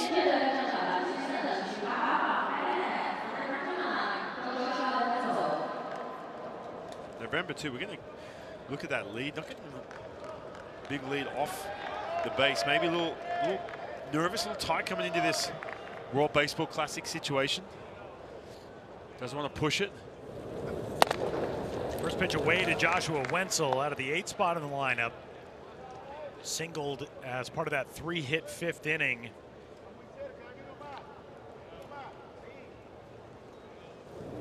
Two balls and no strikes on him here. He also hit the little looper into right field that Juan Diego Montes caught on a dive. So Wenzel in search of his first hit, or his second hit of the day, and really in search of a gap to let November run here in the 9th. I don't know if our mics are picking it up, but you can hear Adonis, the manager who's coaching down at third base, telling November at first, get off, get off. Get that lead is short. And again, young player, you don't want to mess up. You don't want to run yourself out of the game. I get it, but you're going to get that extra step base hit right here. All of a sudden, you can stretch that from into third base, get in the gap somewhere. You can score. You got to get those steps off that first base. 2-2 on the way to Wenzel. 3-2. You know, it's something that you're adept to speaking about, being a young guy on a national team. You played on an Olympic team when you were still a teenager, right? I was 20 years old, yeah. 20 years old. So if you're Josh November over at first, big spot. And he was off with that pitch with the full count and 2 gone, but it's not going to matter as 3 strikeouts highlight the inning for Brian Torres. South Africa is gone in the 9th. We go to the bottom of the 9th inning in a 1-1 game in game number 1 of the World Baseball Classic Qualifier in 2025.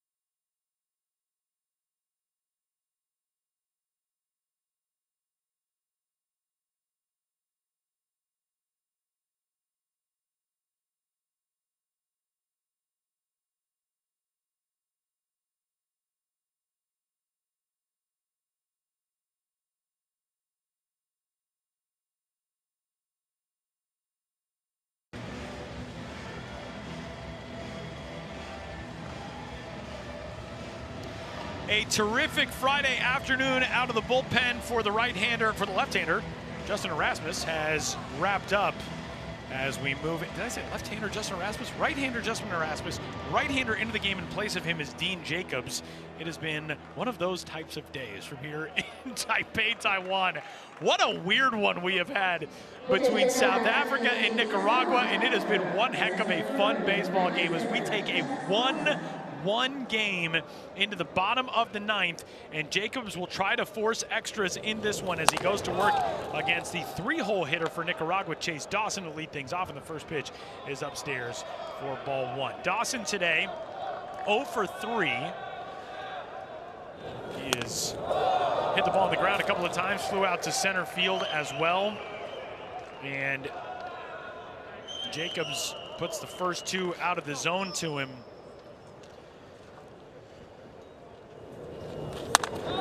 New backstop into the game for South Africa is Tyrone Milne, who takes over after Dale Feltman was pinch run for. Yeah, Tyler, Justin Erasmus, I mean, okay, we talk so much about Dylan Unsworth. How much can you get out of him?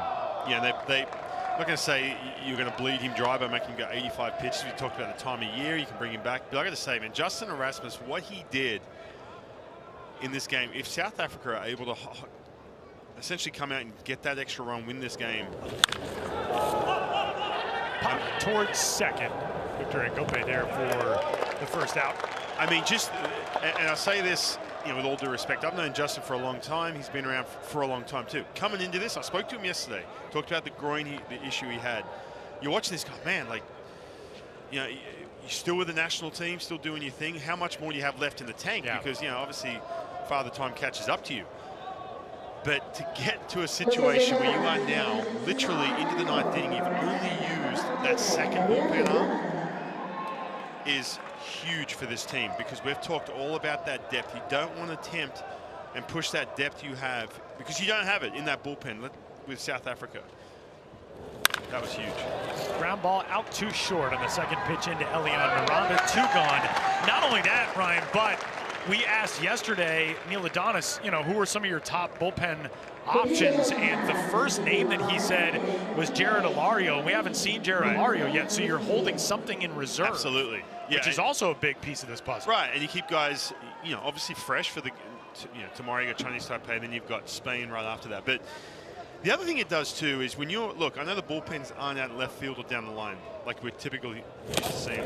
You're sitting in that bullpen, you're a young Dean Jacobs. Coming into this game, you don't have a whole lot of experience. Yes, you pitched in the qualifiers in 2022.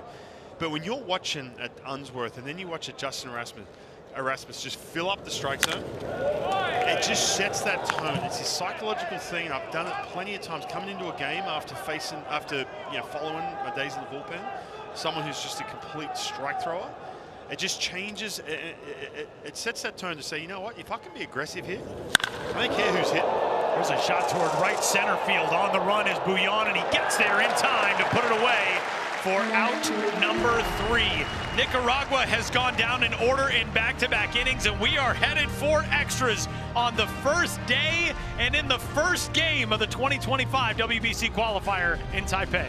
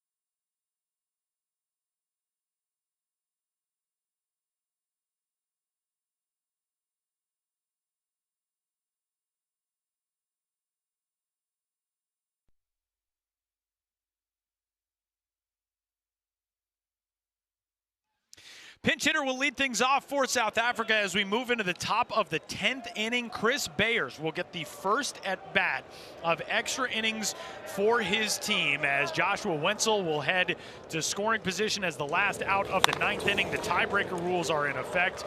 And here we go in the 10th. Extra innings in game number 1 of the 2025 World Baseball Classic Qualifier. Tyler Mon, Ryan Rowland-Smith, Chris Bayers coming on in a big spot and being asked to come off the bench and advance a runner, and his bouncing ball to the right side is not going to get the job done.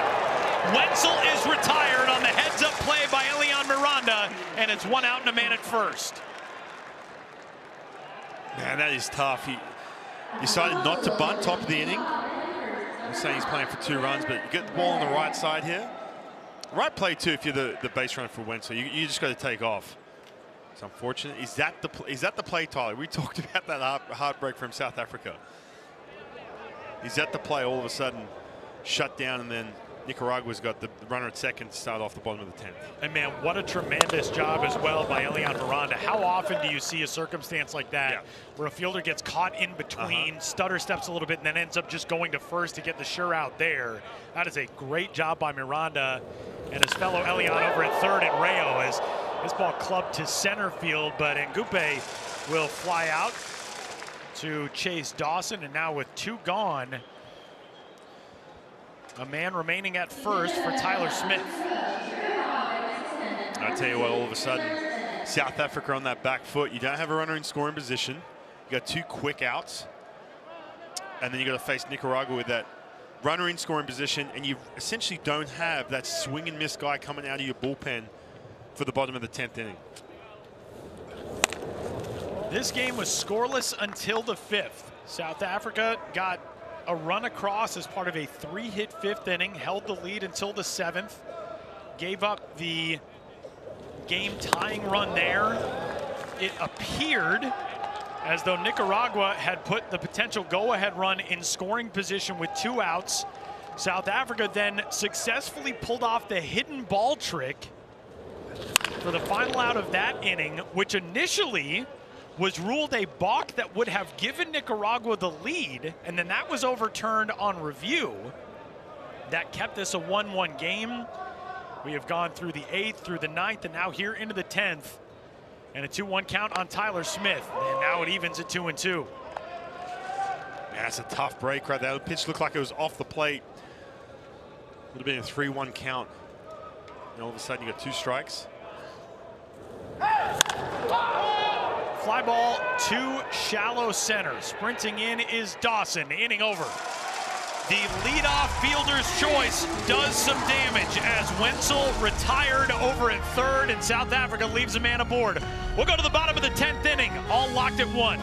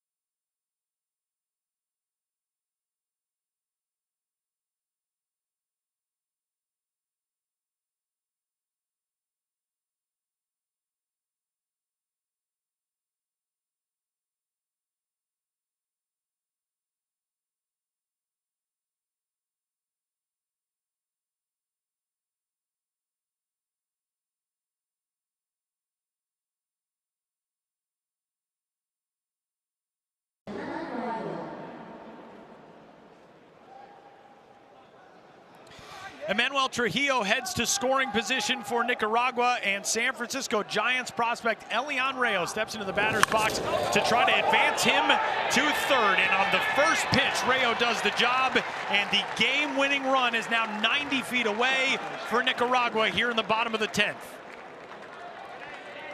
It's the second time he's laid down essentially a perfect bunt. And man, this is the one thing with the extra inning rule, runner on second, which, you know, say what you want about it. I've got no problem with it whatsoever. I like the rule. It creates a different strategy. But if you're the home team man, you have the upper hand, because you know the top. And a lot of times in Major League Baseball, if you're the away team, you're trying to get those 2 runs. If you can, you shut them down. All of a sudden, you are in the absolute driver's seat, and that's what Nicaragua have right now. First opportunity here in the bottom of the 10th to try to walk this thing off with a man 1 station away. It'll be Freddie Zamora, and in baseball's cosmic way of always putting us in these situations, Zamora is the guy who was retired on the hidden ball trick and now gets a chance to try to end this game as the 1-0 pitch is down and away to him. It's 2 balls and no strikes. Ryan, take us through. I mean, in this circumstance, if you're in that third base dugout, if you're Neil Adonis, it's a 2-0 count right now. You want to be careful. You're not getting him a strike. No, and that goes from the start of the at-bat. Don't give him anything to hit. Ooh. I mean, too close right there. For Dean Jacobs. Don't try and sneak back in the count. Get that force. You can see right now Adonis is basically saying, just, hey, look, put him on. So it'll go as a walk for Freddie Zamora here. That intentional 4th ball puts him aboard. And the other element here too, look, you've come all this way from South Africa. I'm just going to take you inside, inside the shoes of Dean Jacobs right now. The thoughts start getting heavy. You start to think, oh man, you're going to be perfect right here. The minute you try and get perfect, just like we saw that last at bat, you start missing big. Then you get 2-0 counts, and then it's game over. Easier said than done, but you just have to go pitch by pitch and dismantle, knowing the hitter is going to be aggressive. First pitch is ball 1 to the new catcher into the game, Ronald Rivera, who entered here in the 8th.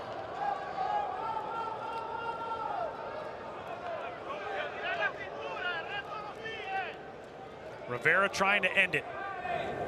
1-0 fouled off first base side. One thing to keep in mind right now, South Africa had the infield drawn in with 1 out and Trujillo over at third. They are back now playing for a potential double play up the middle. If you can get something hard hit and turn it, we're headed to the 11th. Yeah, the corners stay in. You need that double play up the middle. That's all you care about. Big block there by Tyrone Milne, and it keeps everybody in their places. So Trujillo remains at third, Zamora over at first, but a hitter's count now for Rivera at 2-1. And a big spot here for Dean Jacobs. And a tapper out in front of the plate that got the foot of Rivera, so the count will go even. And a huge pitch coming up here, because if you can get a strikeout and avoid the ball being put in play, then you set yourself up for an out on anything else that might send this to extras. And if you're Ronald Rivera, you're just trying to get this to the outfield. 2-2, runner off from first, and a flare to right field is down, and Nicaragua walks it off in the 10th.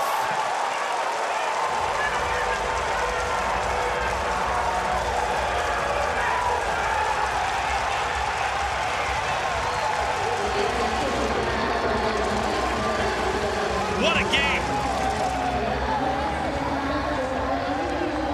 Now, what a heartbreak too for South Africa, but on the flip side, Nicaragua finally broke through. You can take that breath. You've secured game 1. Not a whole lot of offense. We go back to the drawing board and get ready for tomorrow. But man, what a game. In those little moments, those little situations, they can haunt you if you're South Africa. But if you're Nicaragua, this is kind of what we saw them piece together to qualify for the last World Baseball Classic.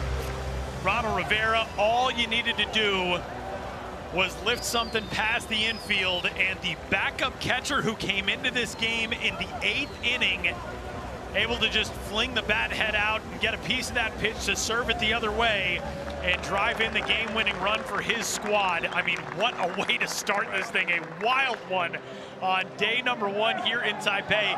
But Nicaragua right now, I mean, you're in the inside lane. You know you've got the tough draw. Obviously, anybody's draw against Chinese Taipei is the tough one.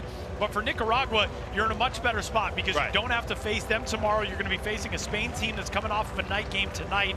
This is a monster win for Nicaragua. Yeah, it is. And look, we talked about the lack of offense, right? If you leave this game saying, oh, hey, we have to wake the bats up, yeah, sure. But on the flip side, they didn't make any mistakes, and they made some huge defensive plays. What about the play at the top of the 10th too, to get the out of third base? So you have to walk away from this and say, look, we are rock solid. We're doing the little things. We've got plenty of pitching left in the tank to take on Spain tomorrow. They're going to be exhausted after tonight. We know that.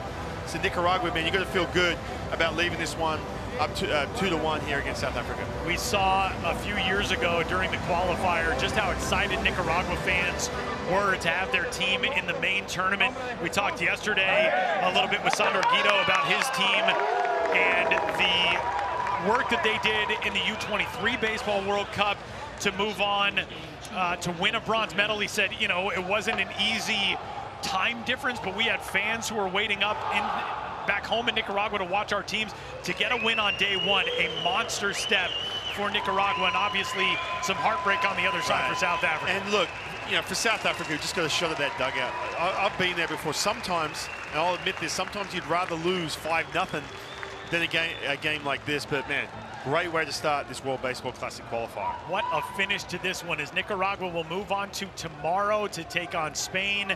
And for South Africa, it's a difficult draw tomorrow against Chinese Taipei, as things don't get any easier for any of these teams. As we welcome you back in our booth here upstairs at the Taipei Dome, Ryan Rowland-Smith, Tyler Maughan.